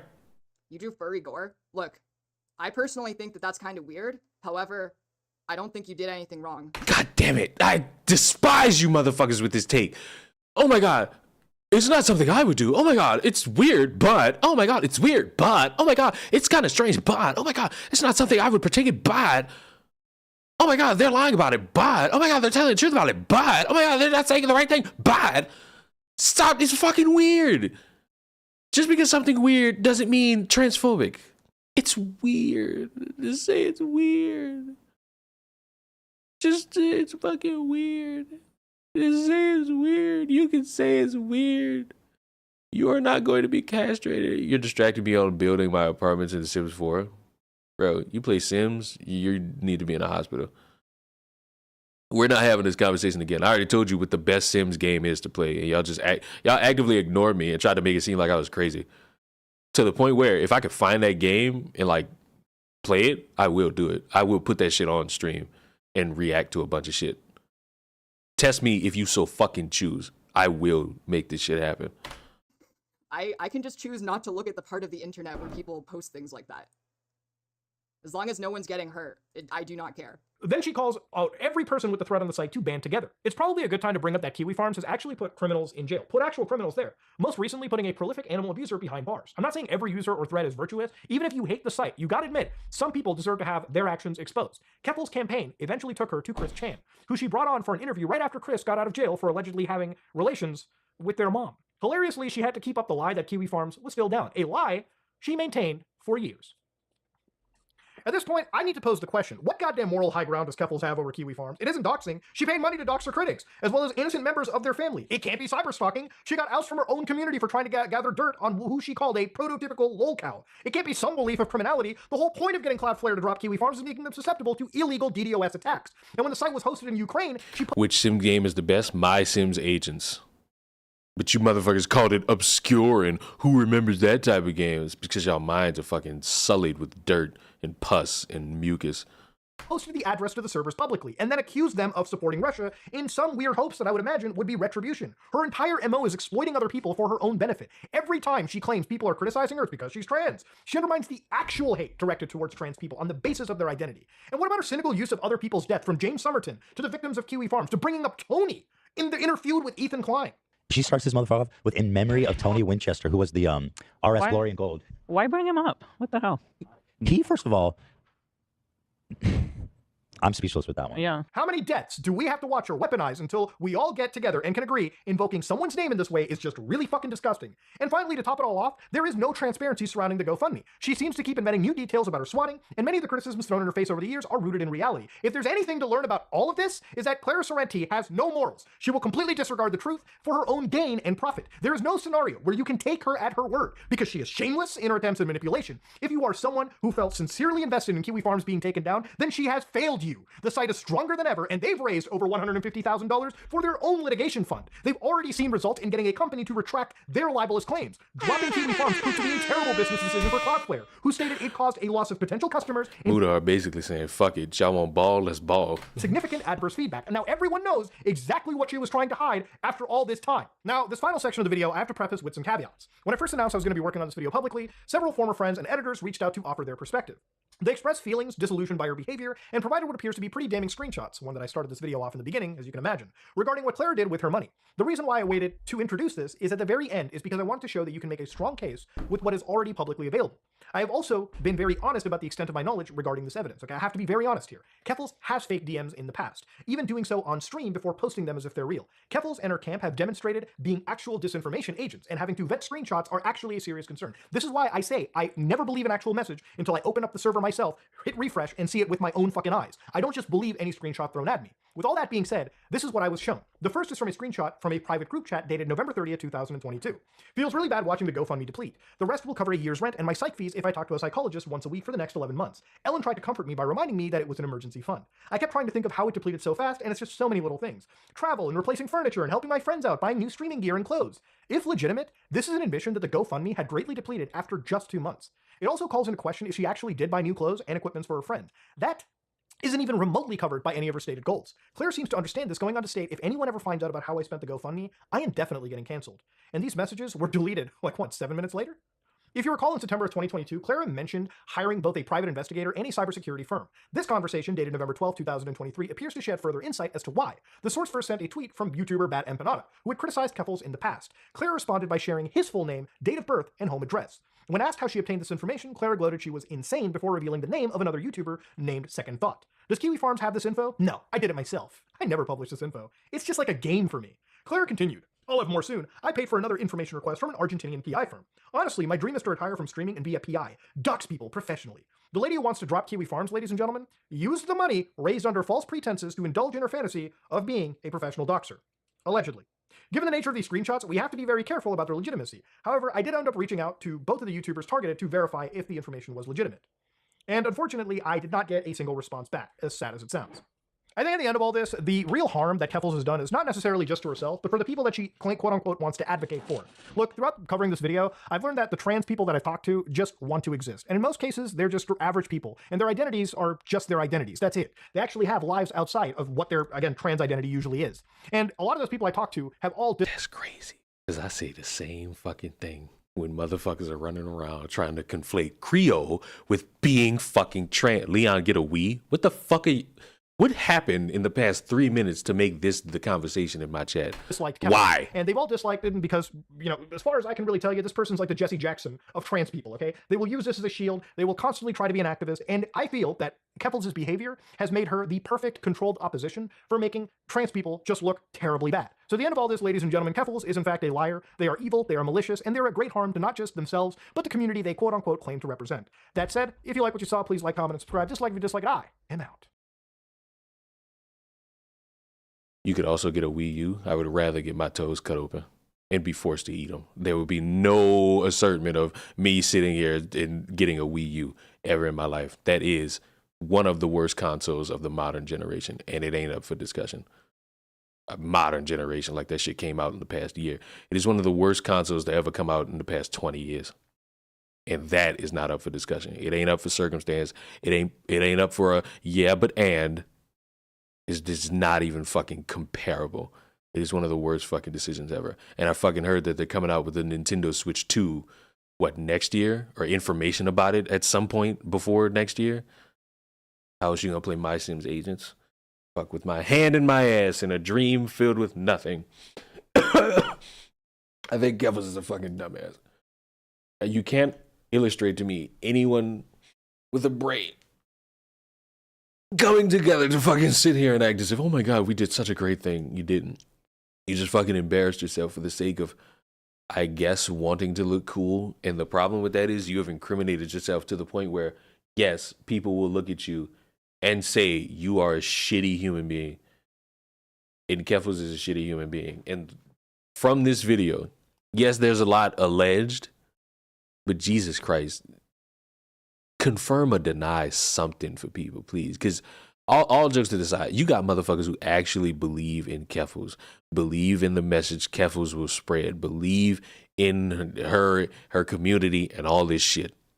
And you got all these motherfuckers sitting here like throwing smoke and leading us to an eventual fire, and this motherfucker's just sitting there pointing at everybody saying transphobia, transphobia, transphobia, transphobia. Fat Mexican is running around saying, you got to think about the trans kids because, you know what, he's bored and he wants to just basically deflect without answering any criticism. I bet you anything, he'll sit there and say, I can't speak to all this information. You'll have to ask Keffals, but I don't really like how Mutahar will sit here and word things like that. And it's really a shame because I thought Mutahar was pretty cool, even though Mutahar has made it clear that you're a fucking loser. So your opinion on him is irrelevant because he has a different opinion about you. Like, brother, shit never that deep. But because y'all make it deeper than what it is the reason why y'all keep getting made fun of. Cut the print. That's all that need to be said any further. Anything more is just you motherfuckers trying so hard to defend yourselves, and it never fucking works. I know I'm making it seem like we're done here, but we're not. We're not done. So if you thought that I was just going to be like, oh, come on about it, we're not done. Because I have a problem. Does anybody know of the word grifter? Do any of you know how that word is used poorly? Shut up! Are we aware at how bad that word gets used? And how basically, if you just say an opinion that people don't agree with, you're basically just going to be called a grifter for no reason other than, oh my God, my poor feelings. Well, someone has decided to go on a new business venture to just get people to reach out. And you know what? In my mind, what a loser. But before I show you that, I want to show you this, apparently. Because fucking UFC fighter to Shapiro, of all people. Stay away from Candace Owens or else. Because I guess threatening a scrawny, out-of-shape Jewish dude is somehow a great idea to put publicly. I'm still in Tipster's Discord and it's fucking hilarious. Oh my God. Well, you can be our mole, no. I tell you right now, fuck you, Ben Shapiro. I'll beat your ass. And look, if you mess with Candace Owens, I promise you, if you lay one little greasy finger on Candace Owens. He basically got this motherfucker to shut the fuck up. He basically made Candace Owens shut the fuck up about the Daily Wire legally. So, point for the Jewish man. I'm going to beat your ass. I'm going to roll up on you, shirts off. I'm going to have the twins with me. We're going to beat your ass because you messed with Candace Owens. We're going to be looking shirts off, me in the middle. We're going to look like a 6-foot-tall Oreo coming at you, buddy. We're going to stomp your ass to the ground. Don't you mess with Candy, baby. I'm telling you right now, I don't like Ben Shapiro. Y'all understand why does anybody figure out, like, when I speak about politics, I don't take this shit seriously because this is what these motherfuckers will sit here and tell you is being a true American. So, like, when y'all wonder why I never take, like, anything too seriously, or, like, I rarely do, I'm not going to say I don't take anything seriously. It's because, like, this is the shit that motherfuckers will sit here and spend their time on in terms of political discourse. Like, this is what goes on. So if you ever wondered why Leon views conservatives as jokes, liberals as jokes, it's because of this shit that people view as, like, cool. And speaking of uncool politics and political figures and Candace Owens, do any of you want to talk to Candace? Have any of you thought to yourselves, oh my God, my dream is to one day speak to Candace Owens. She's so cool. She says the things that I believe in because I have no testicular fortitude to have my own opinions on things. So I'll just listen to other people and just agree because I'm a precious little lamb. Don't you all want to speak to Candace Owens? Don't you guys think Candace Owens is so cool? Well, I have some news for you. You can now talk to Candace Owens on minutes. Minute. I joined Minute. You can now text and receive video calls and voice notes from me directly if you're on there and would like to connect. That's so awesome and cool. Let me go sign up right now. I could book her 17 consultations Oh my, a mom, a wife, a free thinker, where I can help celebrity, culture, entertainment, entrepreneurship. You can't help me with entrepreneurship because you bitched yourself up by not reading a contract and being surprised when a company gets rid of you. So you're not good at that. Faith and spirituality, well, can't really do that. Media, once again, can't do that one. Parenting, politics, can't do that one. You're not really a political figure. You're just a fucking content creator talking about politics. That doesn't make you a political figure. Relationships, YouTube creator, motherfucker, you are dog shit YouTube creator. You interviewed a motherfucker off baseless information and wanting to stagnate any form of truth because, oh my God, you met him in Russia one time. Oh my God, guys. I've always wanted to talk to Candace Owens. This could be my chance. Oh, let me sign up now. Ooh, $100 for a text response, $400 for a video answer, $1,500 per minute. $1,500 per minute.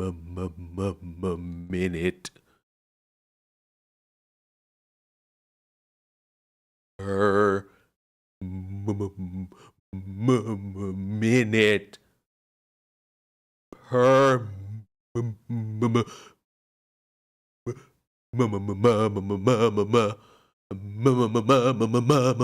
minute.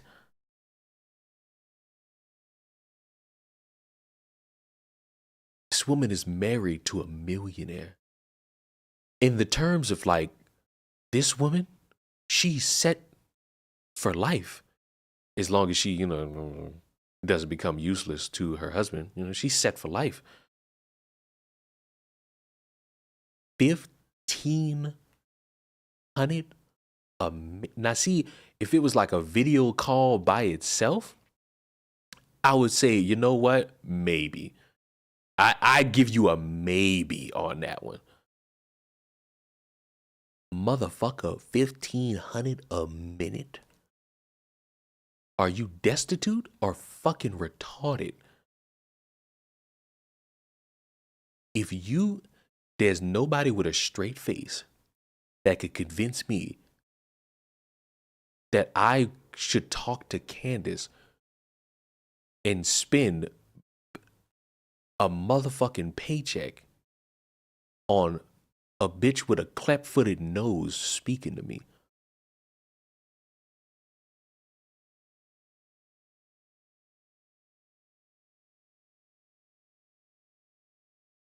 $15 minutes is the minimum. And guess what? Extended time is available for the call.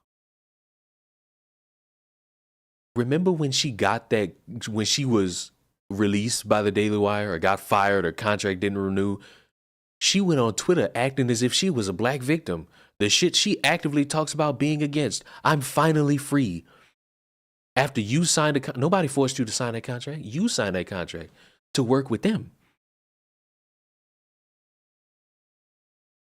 This is a grift. A monumental one at that. Somebody said, let's see what the comments say. Online, you can't even book yet. You can't book, or can you? Ew. No. And why do I have access to the Apple Store when I'm on a PC with Windows? Excuse me, Microsoft, handle this. Let's see the reviews, even though online booking is coming soon, so it's not there yet. Lazar, not even gonna try with any of these names. Candace is down. I love how they're all 5-star reviews. I don't care if it's only 5. I don't care if it's only 6 people who reviewed. All of them being 5 stars is a red flag in business practice. Does anybody remember when I had merch? You want to know the reason the merch thing died? Is because the fucking website I signed on to like sell the shit had the fucking merch. Why is this why? Might be a worse time for me to inform you all of this, but I'm trying to clutch up. And I'm probably gonna die, just so we're aware. Like, I don't think I'm winning this. So I'm not even gonna show y'all. I'm just gonna, let the cards fall where they may, and I did die. So I did die, just so that anybody aware. You didn't have to see it. You knew I was gonna die. Lazar Violetjvik. Candace is down to earth in her response, as she always is in her commentary. I wish her luck in her transition into being an independent journalist. I thought she was already that. Quick and helpful. That's a great one. Abraham Buntello. I had an urgent question, and Candace provided a prompt and incredibly valuable response. I recommend her for anyone seeking knowledgeable assistance. If you are going to a online content creator for valuable assistance, you are basically a fucking moron. You're the one, Mincent. Oh, you're one Mincent away from communicating with the great Candace Owens. Actually, choke thyself to death. Absolutely not. Like, no. Objectively, fuck no. Like, objectively, balls to the walls, fuck no. Who just raided me? I appreciate the raid. Who did that? I think he said Jake Hudson. I appreciate that.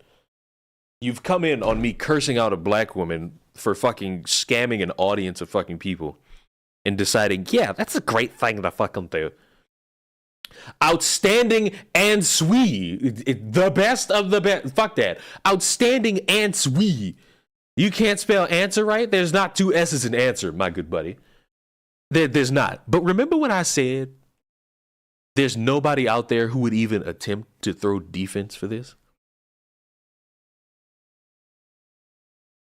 Hello again. Guy with hair that makes me concerned about my well-being. How are you doing? Are you well? Are you providing me the information necessary? The video is titled Candace Owens charging $75,000 minimum for video call. How dare she? With a laughing emoji. I'm reading the comments first. I blame the buyer, not the seller. I also, if anyone buys into this, I have a house to sell you. When I charge $10,000, it's because I'm too busy. Candace Owens can charge what she wishes. People cannot spend their money as they wish to. Bro, that's how Candace Owens has always been. In Australia, we call it a F-off fee. She certainly won't be getting a call from me. Like, all right. So I'm not tweaking. I'm not tweaking at all. There's some people who see this and be like, what the fuck is going on here? And I like that. Alrighty, party peoples of the interwebs, I am sitting here faster. in the corner at the Pearson International Airport, getting ready to go home to the free state of Florida after having attended and participated in... Oh, who cares? And the reason why she's in the news is hilariously awesome. She signed up for this app called Minnect. It's a Patrick Bet David app, M-I-N-N-E-C-T. I want to say it's sort of like Patreon, sort of like Facebook behind a paywall. I also humorously want to say it's sort of like OnlyFans, but for professionals and intellectuals. So it's OnlyFans. There are people who use OnlyFans professionally. So you're basically just whoring yourself out for an audience of people who are dumber than you. You can pay to get a text message from someone who's a creator on the app. You can get a voicemail. Y'all know how I have memberships on this channel? I implemented that shit on the main channel, and people were like, I don't want this. And you know what I did? Immediately took that shit down. And I think one motherfucker got refunded.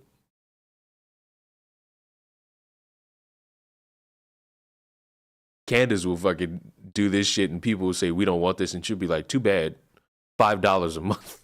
From them, you know, it's sort of like whatever that Cameo thing was, or you can have phone calls and FaceTime phone calls, or whatever those are called. And so on the app, Patrick Bet David uses it, Vincent Oceana uses it, Candace Owens uses it, and apparently, hello kids, apparently Chaz Palminteri is also on it. But the bottom line, you set your own pricing. You know, you want to charge $100 for a text, whatever. Candace Owens is in the news because her pricing has shocked the conscience of some people on the internet.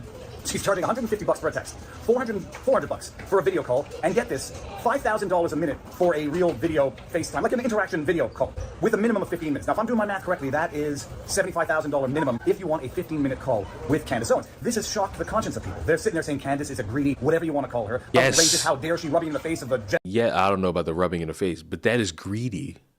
That's greedy.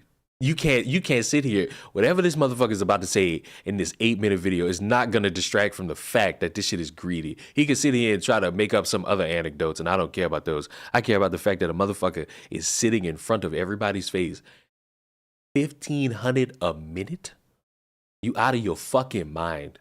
general public, how much she dares to charge, and people aren't really thinking about one aspect of this. There's Oh, a potential Lord. reason why Candace priced it this way, Oh, and it might be Lord. because she doesn't want to do video calls. And so by pricing like that, it's sort of a deterrent, saying, I don't really want to do this. I don't mind text messages. Yeah, I don't want to do it, so I'm gonna set an egregious price. How much? How much? Yeah, $100 for a text, $400 for a video answer. That makes it better. That makes it all better. $400 for a video call. Oh yeah, that's better. Yay! Immediately, your point is invalid. Immediately, the point is invalid, and it didn't even take that long. But you know what? I'm a fair man. Let's hear you out. Video calls, etc. But I don't want to do FaceTime calls with people. But I want to use the app. That's one way of using it.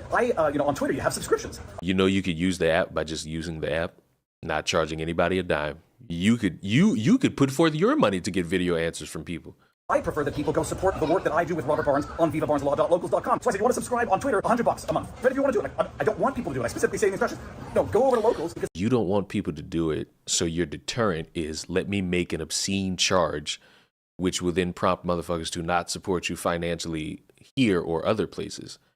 This business tactic is terrible. You should be wanting to make money on all platforms. You should not be wanting one spot that is just one stream of income. I would not trust any of you motherfuckers in business because it is terrible. Oh my God, I don't want people on this app. So let me fucking upcharge it to an egregious price so that motherfuckers don't use this app and go support me somewhere else.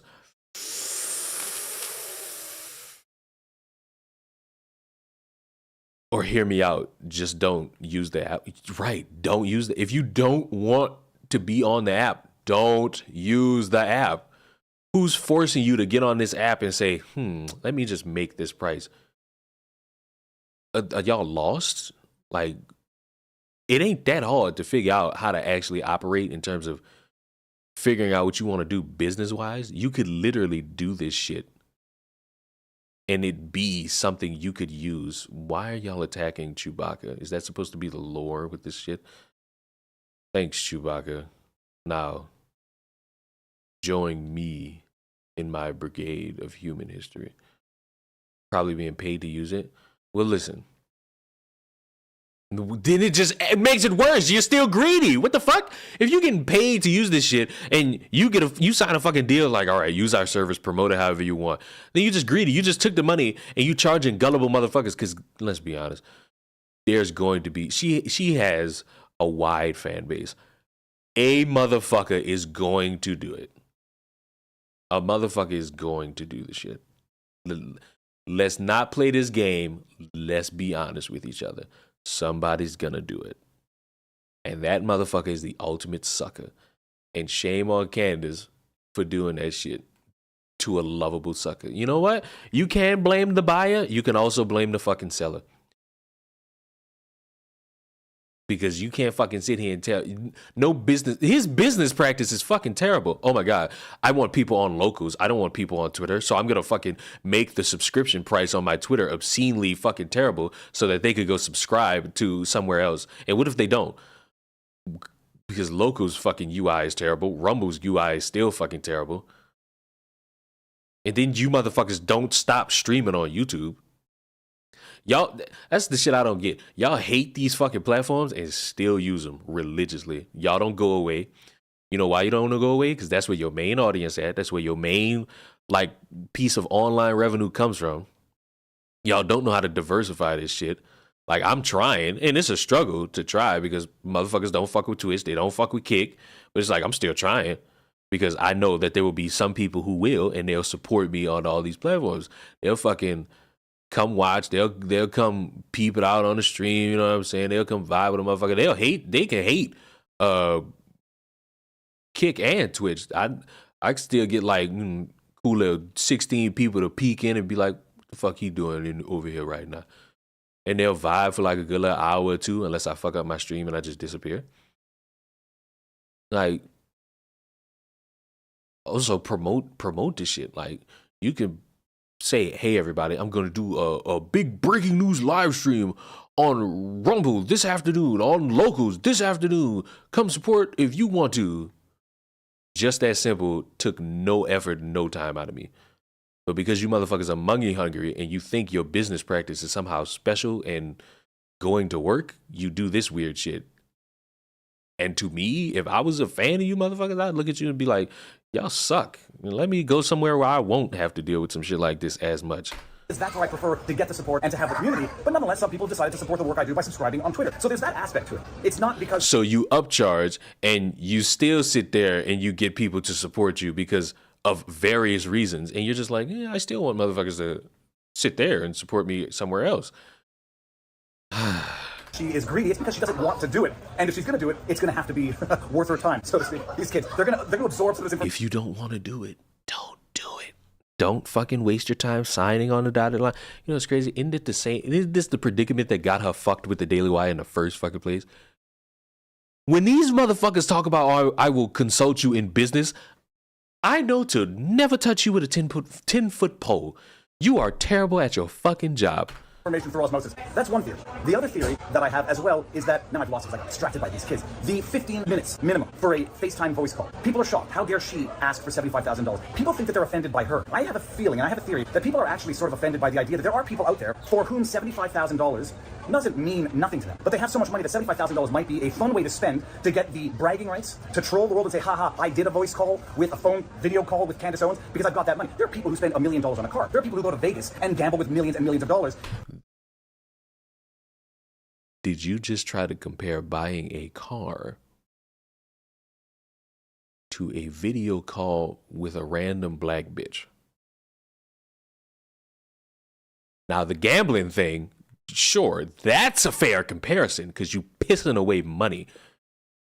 You're pissing away money here, which is the same as spending $1,500 a minute to talk to some black bitch.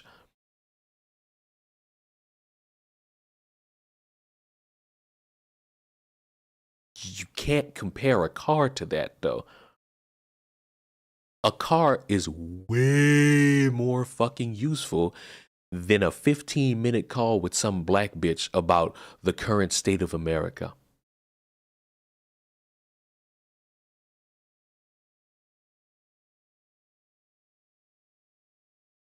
How? Like, how did you say that with a straight face? You at the airport saying this shit. And why? They don't mind spending $75,000 for an experience that gives them bragging rights. And so people think that they're offended at Candace Owens, but I think they're actually just shocked at what they perceive to be inequities in the world, that there are people out there with so much money that they will actually pay $75,000 for 15 minutes. No, buddy, I'm offended that a grifter is sitting there playing with people's fucking face like that, and there are motherfuckers that are actually going to buy into that. I'm also offended that you tried to explain this shit away as it's somewhat similar to a motherfucker buying a car. Minutes with Candace Owens, and there will be people doing it. There will be people doing it as a troll. There will be people doing it because they can, and they get to brag about it afterwards. But the bottom line, this is... Yes, I spent money to have a random black bitch say words to me. Neener, neener. This sort of a democracy, a capitalist market economy. If you don't want to spend the money, don't spend the money. If you want to ask for outrageous things, ask for outrageous things. If you don't want to do something, don't sign up for an app to do it. And then if people actually give them to you because they feel that it's worth it for whatever the reason, that's how it works. But I don't fault Candace Owens for doing this. I can actually understand that the reason she might be doing this is text messages are good. You know, a little voice thing is good. It's a lot less commitment than 15 minutes where you have to sit down, prep, get into an intimate conversation with somebody, and maybe she wants to use the app and not do that, or maybe she thinks that she might actually be worth $75,000 for the experience, for whatever, and can charge it. And I guarantee you, she'll get it at least once, twice, maybe 3 times, and that is 3 times a regular person's salary because she asked for it and someone might think it's of value. So don't hate the player, hate the game, to say it that way. All right, bottom line, people, if you like what I do, you know what to do. I'm not asking for $75,000 for 15 minutes. Just like, share, subscribe. Make sure your notifications are turned on. Viva Fry on Rumble, Viva Fry on Twitter, vivabarneslaw.locals.com for the bestest, most above average community anywhere. The Sunday night shows are amazing with Robert Barnes. It's the Viva Law. This motherfucker spent the last 5 minutes of his video promoting himself. Good strategy. Good strategy. You finally did something good in this video. There are moments in time where I could hate the player and the game and be proud of myself. I could absolutely operate in the fucking world of hating both the player and the game because you know what? It's better than just sitting here and saying, you know what? It's all your fault because you all don't understand the complexities of a motherfucker living in today's society. Choke to death. Like, actually choke to death. Like shame on you. Active, regrettably, shame on you. She's right. Black American culture is ghetto. Oh my. Oh, what the fuck.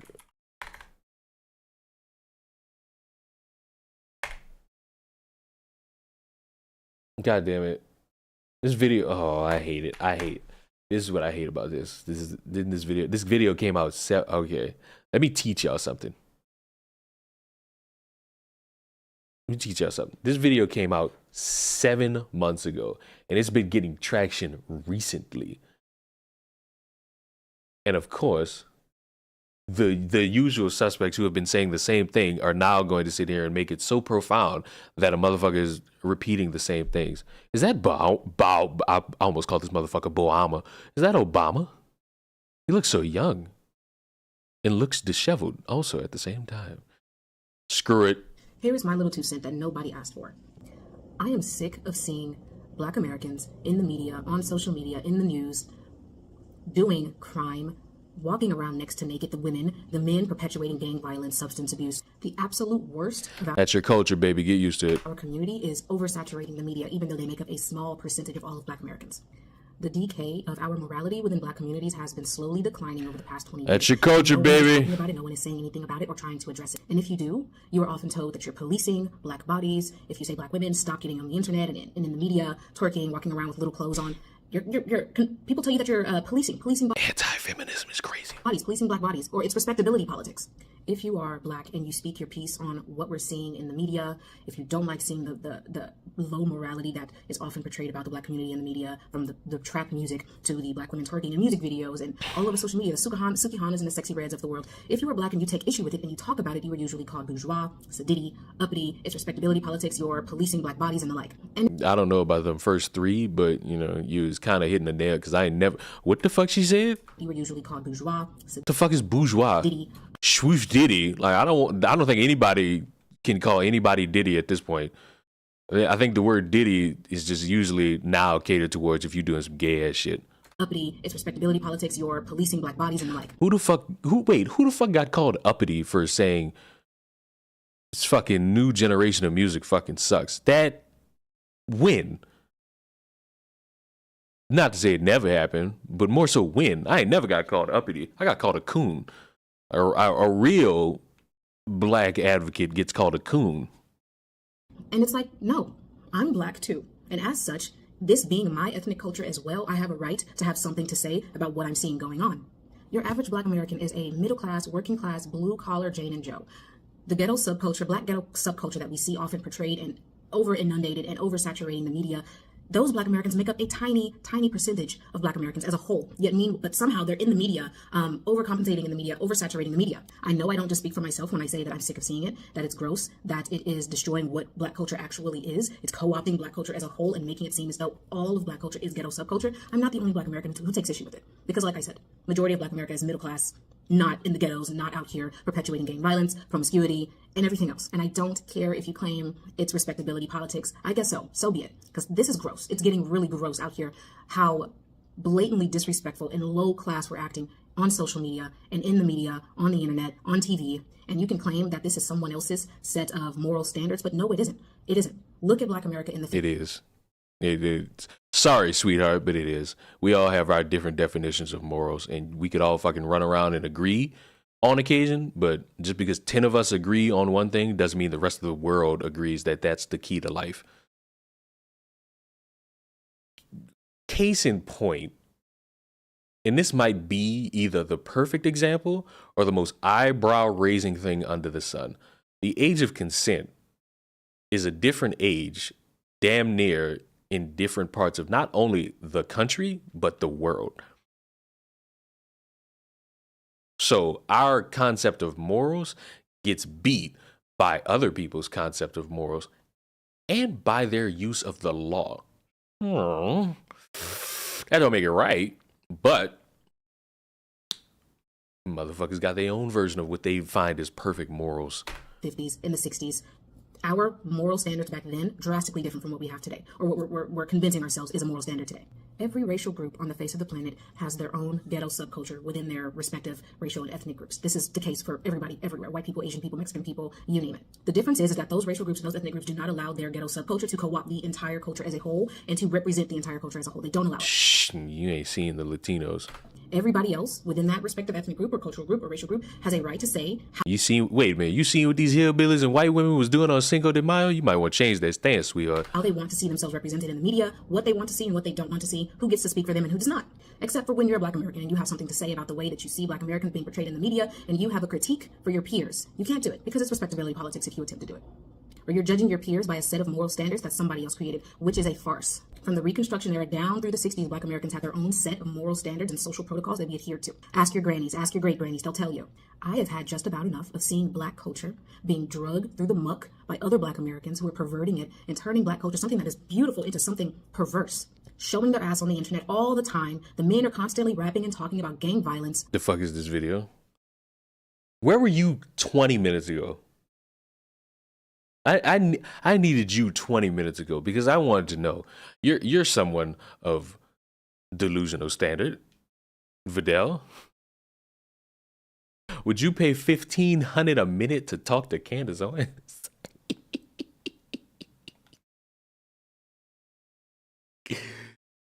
$1,500 a minute to talk to the one of the dumbest motherfuckers on the face of the earth. On the face of the earth. Our children are uneducated and stupid. We created a She said it, not me, but I agree. Y'all children are fucking dumb.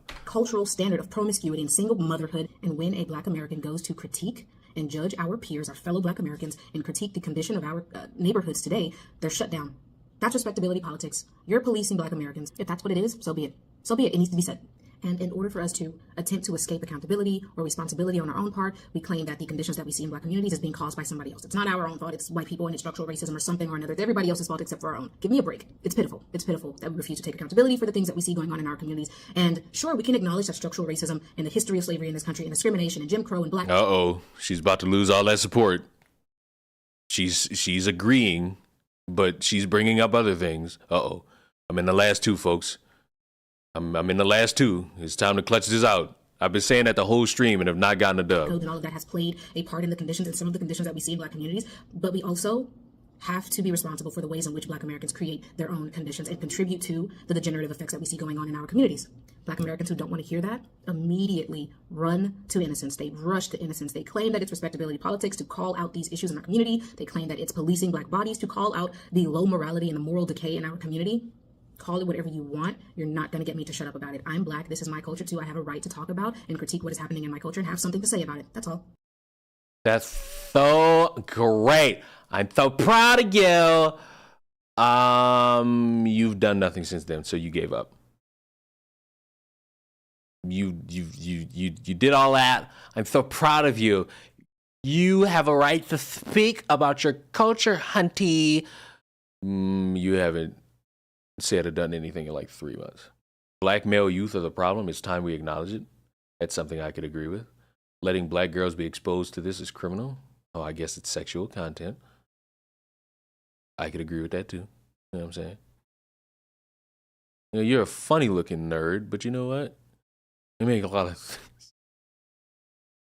Vidal, I don't know if you were just like peering in the background of like the last fucking stream, but like, here's how I like my racism. Right in my fucking face. I don't need it hidden from me. It's like, be in my face with it. Because that fucking Vivek dude will sit there and fucking tell you all these great things and people will agree. Then you got this random bitch sitting here saying, I would vote for you, but you're a motherfucking Indian, so fuck you. Fuck what you stand for. Fuck how you operate. You're Indian. I'm not gonna respect anything. Fuck! God damn it. I'm done. I keep getting to the final 2 and 3 and fucking choking. This shit is ridiculous. Fuck.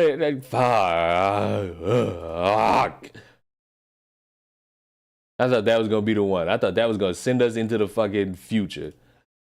I thought we was going to be able to fight for our fucking love and glory just now. That was a fucking flop, man. God damn it.